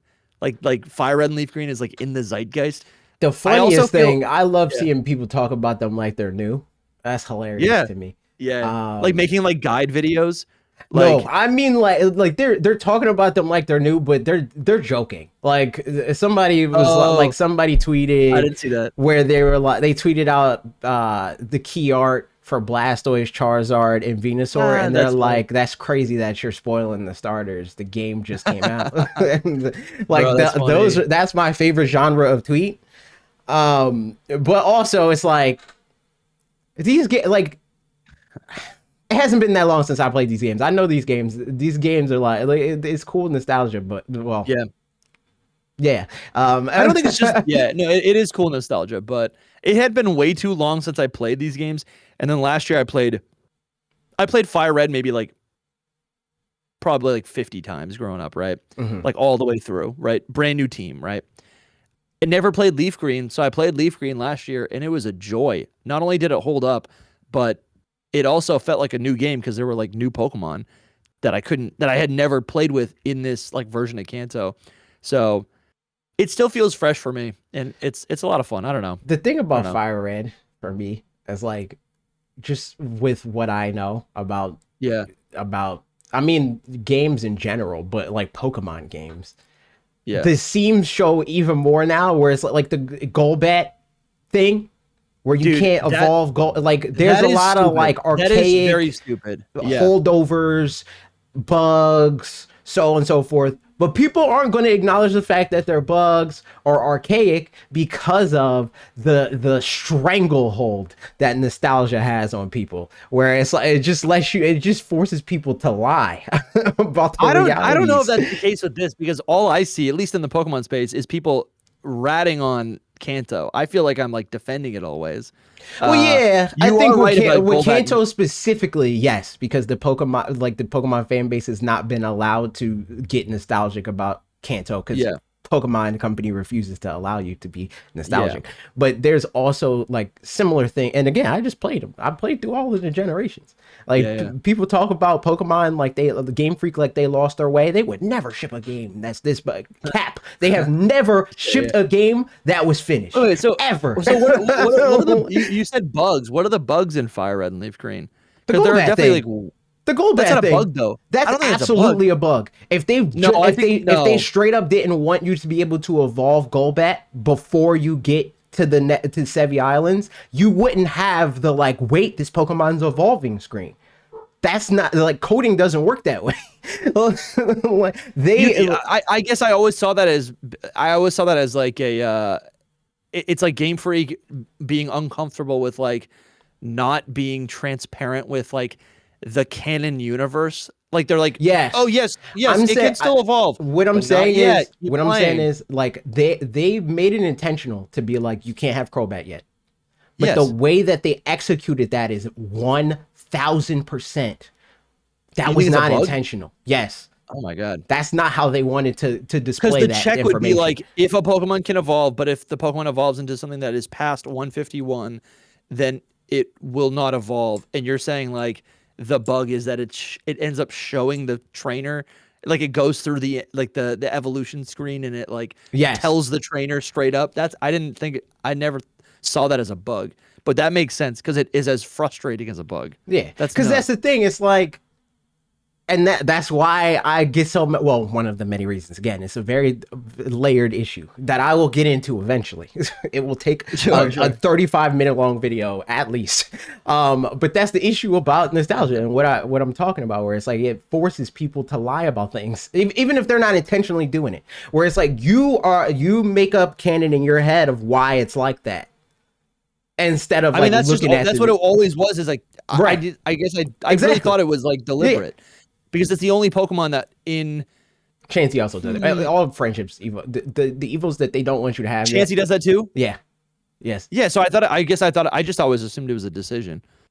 Yeah, part of it was a decision, but the execution is the part that's sure. Yeah. That makes sense. That's the thing. It's like even now with Sword and Shield, like Sword and Shield has similar situations where there's decisions that they made, right? Where it's like this Pokemon can't do this in this scenario, but the way that they executed that decision shows that they didn't finish that decision, if that makes sense. They didn't like execute on what they wanted. They didn't make the guardrail.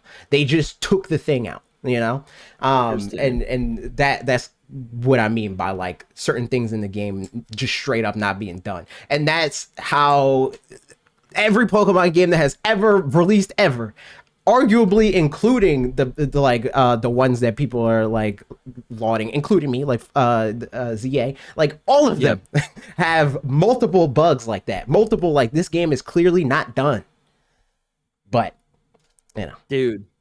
Well, I'm having fun with it.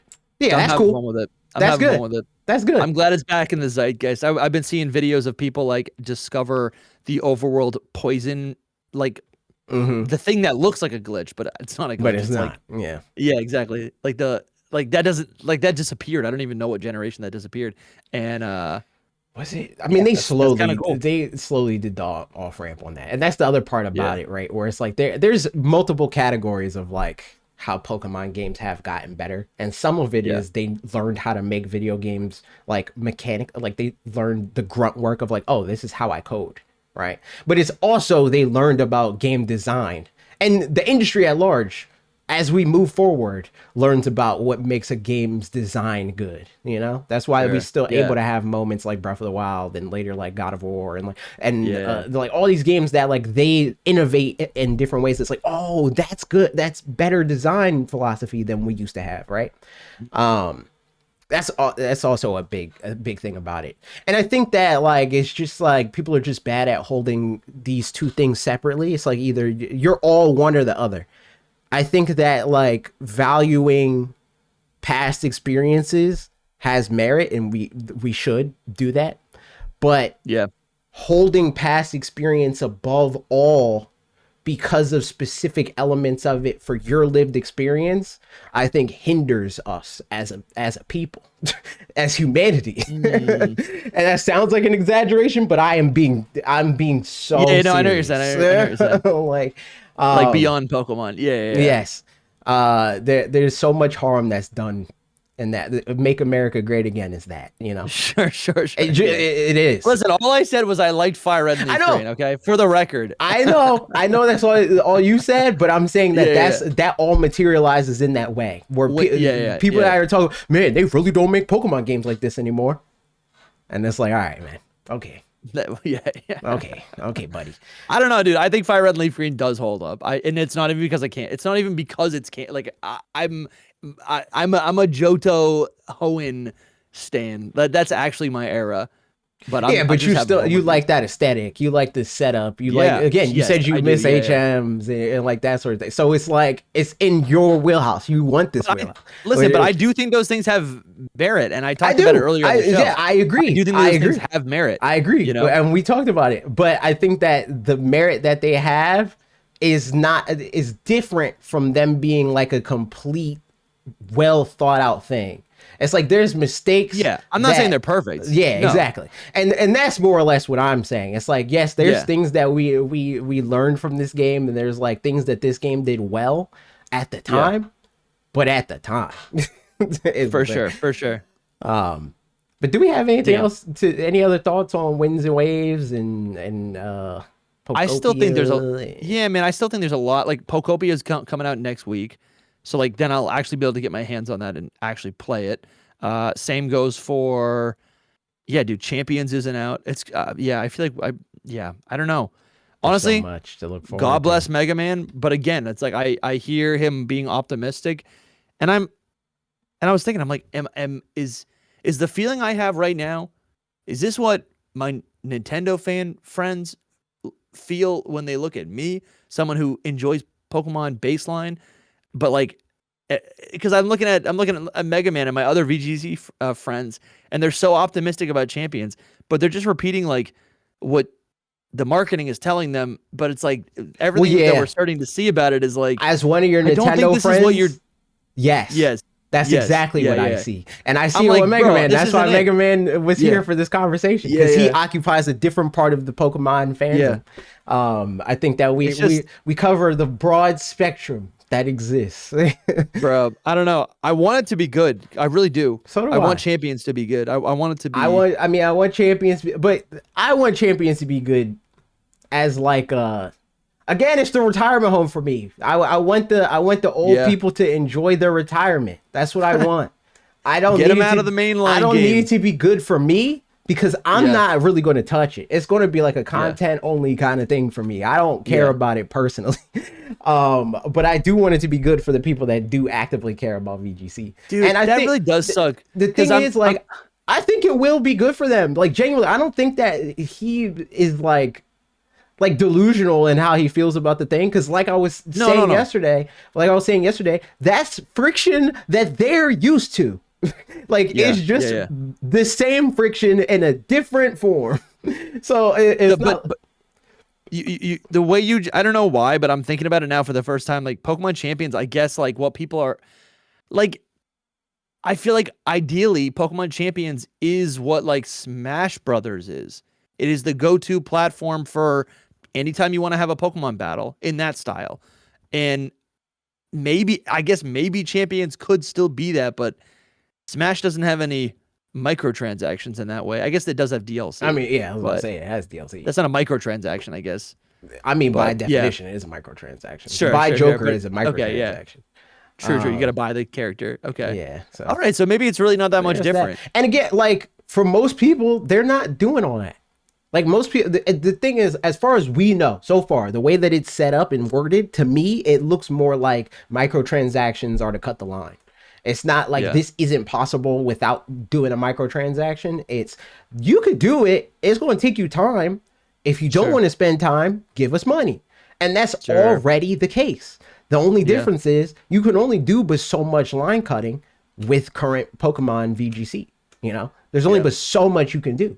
But if you look at the top of the top competitive players, they're already paying microtransactions. They got teams of people that are scouring the internet for strategies and testing out different things. And you're paying to go to all these events so that you could test out these teams at lower stakes and all. Like they're paying microtransactions already. Bro, that's true. Yeah. So it's the plane tickets. Yeah. It's like I just think it's not really any different from what already exists. And the same thing as like, oh well, I want to have another Blood Moon Ursaluna. So I need to buy another copy of this game, or I need to make another file and play through it again. Like you have to do all of this anyway. Dude, I'm looking at the 100%. I'm looking at the Fire Red Leaf Green Bulbapedia page, and I just realized I forgot. Deoxys has 2 different forms depending on which game it's in. And I realized just now, I guess I am gonna get Fire Red as well. Because I've never used Deoxys. The defense form, or like I haven't used either of the forms in Gen 3 ever. So I'm like, okay, there it is. That's my microtransaction. I'm getting those. That's a whole $20. Yeah. And I was gonna ask you, I'm like, because I didn't talk to anyone about this. Because I was which in New version York. of the video game? Or no, but like it being $20. What was your take on that? I think people need to shut up, bro. Yeah, I thought it was ridiculous. I expect that I don't know too many people that are adults that haven't spent more than that on food for the day. Dude, 100%. You know? Yeah. So $20. I was balling in Brooklyn, spending so much money on pizza. And everyone's like freaking out about it. In New York, you might spend like unless you're like not in no kind of rush. Like if you're in New York, you're liable to spend more money to go get the food than you are to buy like the food itself, and then you're spending more than $20 to get there. The amount of swipes of my card into the subway, that was $20. Easy. Yes, free. And then I'm like, should I buy Fire Red or Leaf Green? It's like, I'm like, I've already spent 7 times as much on food for the weekend, and that was a vacation. Like to go, like like I'm not doing that all the time. That was a lot of money, but still. And this is like an outdated term, but like a lot of my friends and family in New York are like, it costs $100 to go outside, and that's facts. Bro, like it's true. It costs more probably now. Yeah. But yeah, it's like, and as an adult, that's just what it is. It's like, would it be nice if it was $5, $1 free? Yes, absolutely, 1000%. It would be nice. Is it realistic? No. It's not realistic. Yeah. It's a $20 game, and honestly, it's more than that. It's more than a $20 game. Because look up Pokemon Fire Red and Leaf Green on eBay, on Amazon, that's a good point. Facebook Marketplace. Yeah, you're not getting them for $20, and you're gonna have the like hardcore gamers be like, you get physical plastic for that. So to you, physical plastic is the difference between spending $20 on a game and $150 on a game. Yeah. You think as if we the plastic for the is worth $130, right? Yeah. The 2 arguments I saw were, it was like, why would I pay? It's not worth $20. It's free because I steal it. That was the first argument. Yes. And then the other argument was like, well, it should be $15 as if $5 makes a difference. Or why was the or they would say, $15? What was their justification for that? just because it's cheaper. Oh, okay. It's like, oh, this price would be more digestible for me. So Yeah, like but the closest that I saw people It's not trying to like meaningful. logic it, $5. Yeah. the way I saw people trying to like justify it was like, oh, it should be $15 because the last generation like Game Boy games or whatever were 10. Yeah. Yeah. So this one should be 15. 10 years ago. Yeah, exactly. But they're not. They never think about inflation when it comes to this because they like for whatever reason in their head, it's like the people that set prices for things all are the same. You know, so it's like Nintendo decides inflation, right? So inflation doesn't matter to them. Instead of it being a thing that like inflation is a thing that directly impacts their bottom line, and because like they exist to make money, they're not going to like be beholden to inflation in the way that consumers want them to unless they feel like they need to, and that's just how business works. Like that all comes from the thing of like, and people only feel like they have this parasocial relationship only exists to gamers if it's a positive thing. Yes, but they need to understand that hating a corporation because they're charging more for a game than you want them to is also parasocial. Because what a normal human does, if you genuinely think that $20 is too much money for Pokemon Fire Red, a normal human, get it, dude. A normal human is like $20. Nah, I'm good. I'm gonna use my $20 on something else, and that it's over. It's not. Nintendo hates their fans. Like I can't believe that you guys are being had. And it's like, dude, bro, that's crazy. It's $20. That's crazy. I know, it's insane, dude. It's just a talking point. It's crazy. Also, like these games, like these Pokemon games on Game Boy Advance are, I feel like statistically, objectively, like the most popular or best games on the console on Game Boy. Right. Like that's why people bought Game Boys is because of Pokemon and 100%. Tetris. And Tetris. Yeah, sure. And Zelda and Mario. I also yes, that's true. I also had Tony Hawk Pro Skater. Tony Hawk Pro Skater 2 is one of the best reviewed games of all time. Is it really? Well, on the Game Boy Advance? Yeah, which is weird. I think it's specifically on the Game Boy. That's the one I have. Metal Gear Solid also on the Game Boy Color is one of the highest reviewed games of all time. No, which is insane. I think this is the one I had. No, it wasn't 2D. It was basically like Pokemon. It was like top down. I think that's the one. Like the top down one, I think is the one that's like really, really highly reviewed. I could be wrong. I never played it. It's just a fun fact that I know because of I definitely had it researching. Yeah. I'll have to do some research offline. But and whatnot. Yeah, dude. I don't know. It's just I don't know. I'm glad I was in New York when people were freaking out, and then the games came out. So yeah, so I didn't really have to engage with. I mean, I definitely had to see it a lot, but I just thought it was silly. I think it's also insane because it's like people were making a lot of assumptions where it's like this isn't worth it because it doesn't even have like home support, and you won't even be able to play with your friends, and it won't even engage with Pokemon like Ruby and Sapphire like it needs to because of the 7. We don't know that. We don't know any of the we didn't know nothing at the time. Like the game wasn't even out, and people were making all these complaints about it being $20 off all these assumptions that have since been proven wrong. So it's like y'all did all that complaining for what? Dude, like, for clicks. It's not even just because it's normal people on the internet too, and that's true. Like that's true. Like honestly, in 2026, a lot of them could be bots. You know, like it could be. Dude, that's true. Good they point. could just be bots. I forget about that, but that is real. Like I'll see a comment, I'll click on it, and I go to their account. It's always I'm like, what? This is not a real person. Yeah. Also, listen, another thing, and this is kind of my point. I think Fire Red and Leaf Green are still good games today. Like I still think if you buy these games and you play them, you could get 30, 40 hours out of the game. I think for $20, 100%. Yeah. Yeah, absolutely.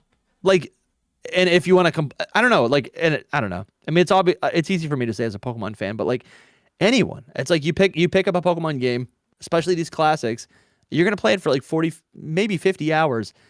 And I don't know about you, but like to me, that sounds like you're getting your money's worth. I played. Yeah, I mean, 10, I I'll played 10 say, hours of Octopath, and I was like I kept playing. I'm at 20 hours now, but like when I hit 10 hours, I was like, I think I kind of already got my money's worth. Like I've been playing this for like a week and a half, like for $40. Like I feel like I got my money's worth already.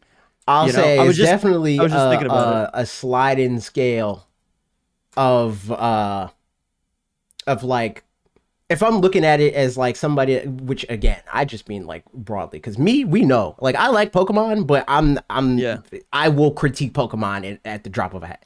For sure, man. I'll say for the broad populace, for $20, 100%, I think anybody that picks up Pokemon Fire Red for that $20 will enjoy their time with Pokemon Fire Red. Yeah. But, you know, I don't think it's like a game that I would recommend them to pay 40, 30, 60. So, you know, like I don't think it's like a good game by today's standards, but I think it's a good enough game at the price point that it's at. Yeah. To be honest, I'm not even like, I have an urge to tell my nieces about this who have a Switch. I'm like, oh, you might want to play it. But I'm also like hesitating. I'm like, I don't actually know if they would enjoy this. It depends on the person. I don't know. I don't know. If they're children. If I'm talking to somebody that never played a Pokemon game, if I know they like turn-based RPGs, yeah, I'm going to recommend them pick up Pokemon Fire Red for $20. But anybody else, I don't know if I'm recommending Pokemon Fire Red for $20. Yeah. I'm probably going to say, yo, get Silk Song, get Silk Song for that $20. Again, depends on the person. I don't think that it's like this universal.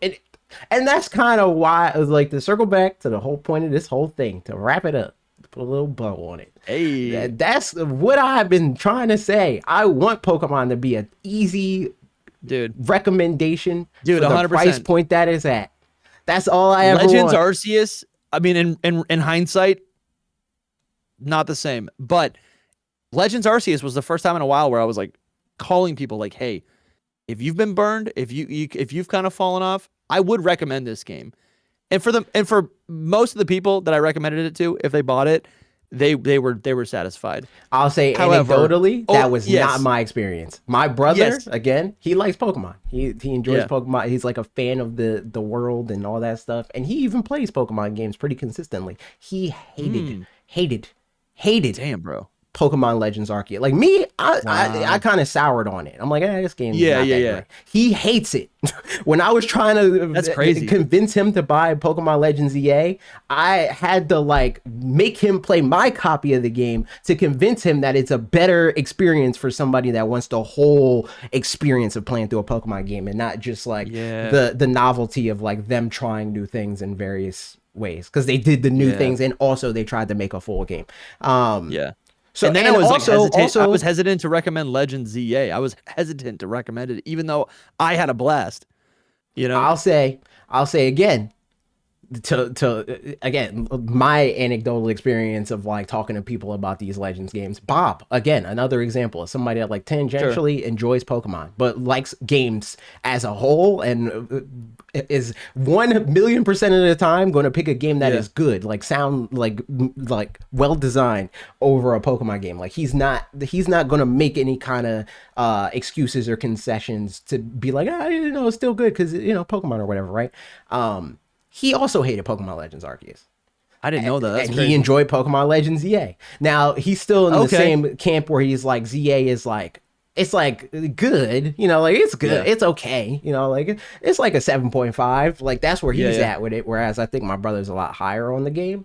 But I think in general, the Legends games are hit or miss for people that don't have some kind of attachment to Pokemon. Like that is still dependent on their enjoyment. Again, I'd argue Arceus even more so. It's like you need to like and care about Pokemon because the mechanics of the game are like you're playing Pokemon.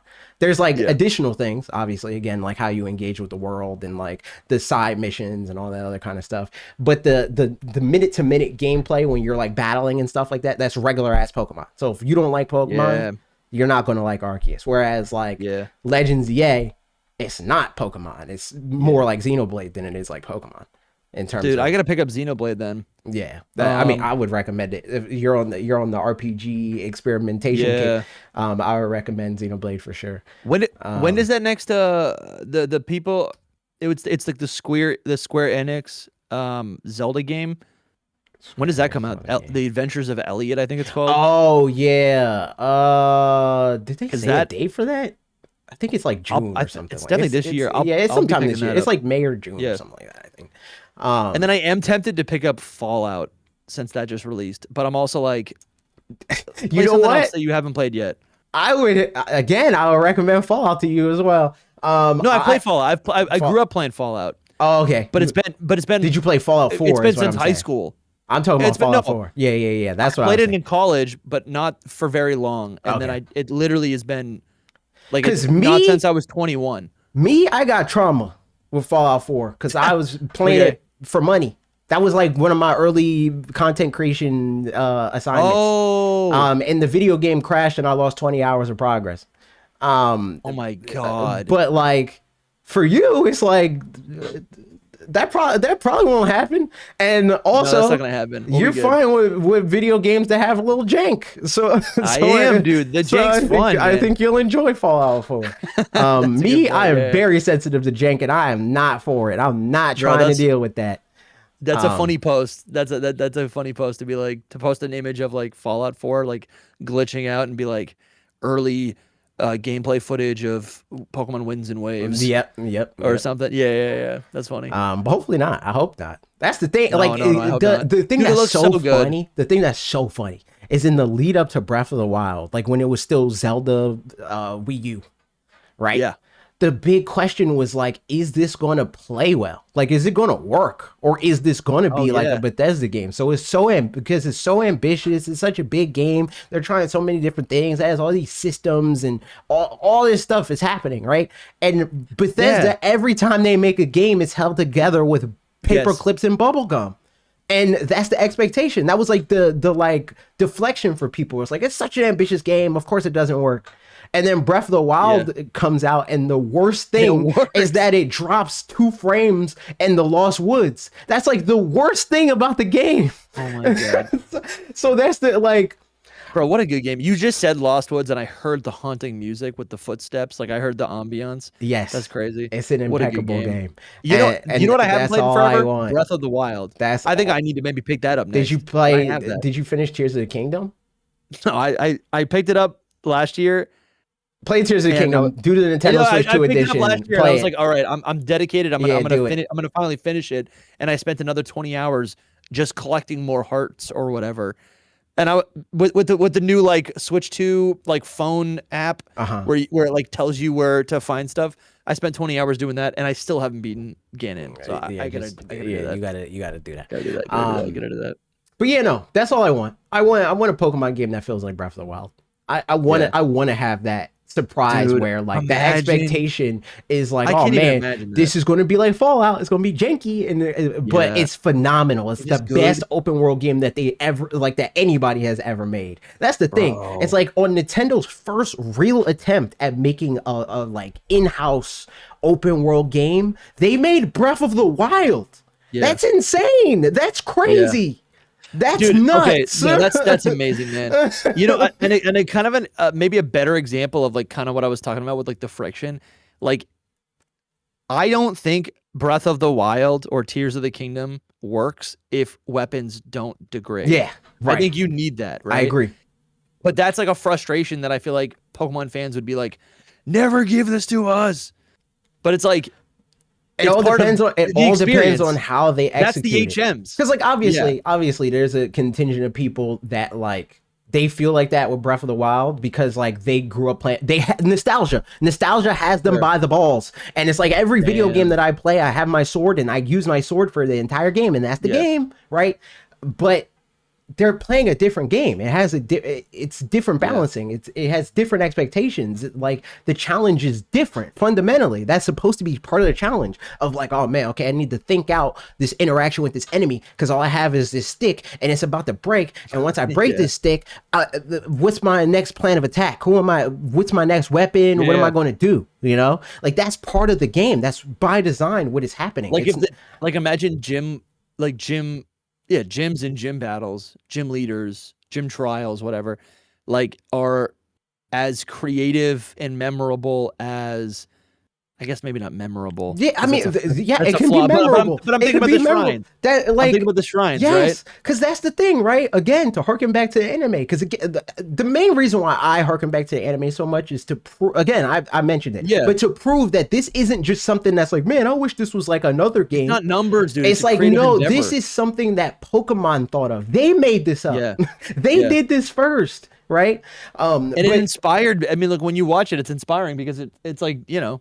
Yeah, because this would be so fun to play. Ash would have to be creative. He's got to finesse whatever's going on. If bro, and this is why I hate people who like blindly like hate on Heart Gold and Johto, like the Johto games.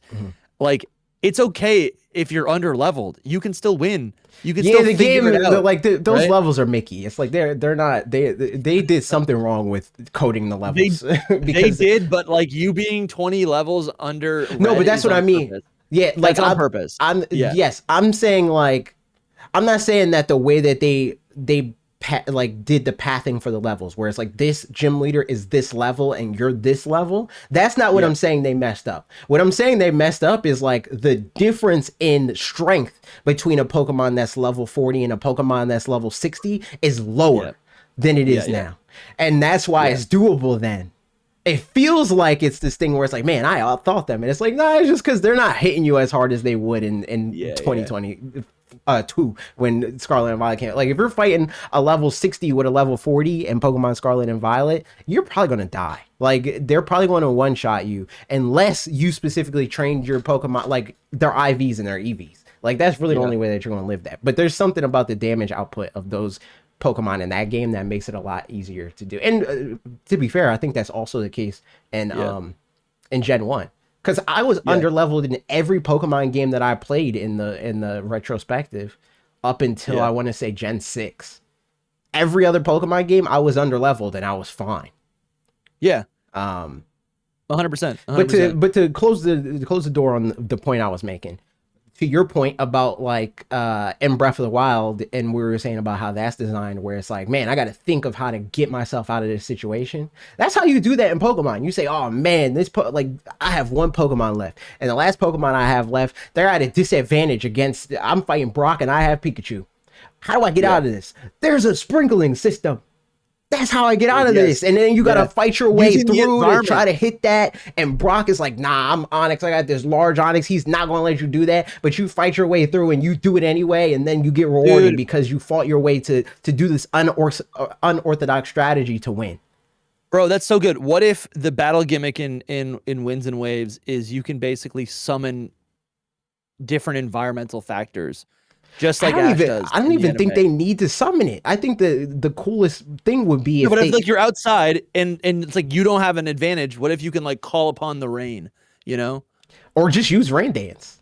You know? That doesn't even have to be a new gimmick. Sure. Yeah, I know, but I guess I'm just trying to think about like what would make this game different, and it's like it's the fact that you can. I think the thing that would make the game different is if that's the thing. That's the gimmick. Is like that the environment actually matters. It doesn't have to like. I don't think that they even have to like mystify it. It doesn't have to be this otherworldly thing. It could literally just be like it's raining outside, and because it's raining outside, the battle is more different than I have 2x in my water move, and you have 0.5 or whatever in your fire move. Like I don't think that's the only like the extent of what weather and your environment should and could have in a Pokemon game. Again, that goes back to what I said earlier of like them stopping short of like, there's this environment and there's trees and like, what if I like lure my opponent's Pokemon towards this tree Cause I'm going through, I'm doing an all gecko challenge or whatever, and I don't want to evolve it, but I still need to beat this Pokemon that's stronger than me, and it's a type that I can't beat. So I'm going to knock this tree down, and it's going to do environmental damage to the Pokemon. You know, like that sort of thing. Like you being able to do more than just pick 4 moves on a menu to be able to like engage with the battle. You should also be able to like strategize with your surroundings. I think that is another thing that could easily up the quality of this video game. For sure. Dude, I'm going to have to jump, but before I leave, first off, thank you for having me on right now. Everybody like, comment, subscribe, and whatnot. And also AJ and I just did I feel like it was a 2-hour podcast over on Hidden Power. I'll link it on the screen. And also, AJ and I are going to be live in Boston at the end of the month at PAX East on Sunday, tentatively at 2 p.m. So, yeah, AJ's joining the Hidden Power. He's joining the Hidden Power panel. So I'm super pumped for that. That's going to be honestly sick. That'll be the first time we're meeting in person. That is true. That's going to be dope. That's going to be pumped. Listen, I'm a hugger. So just for the record.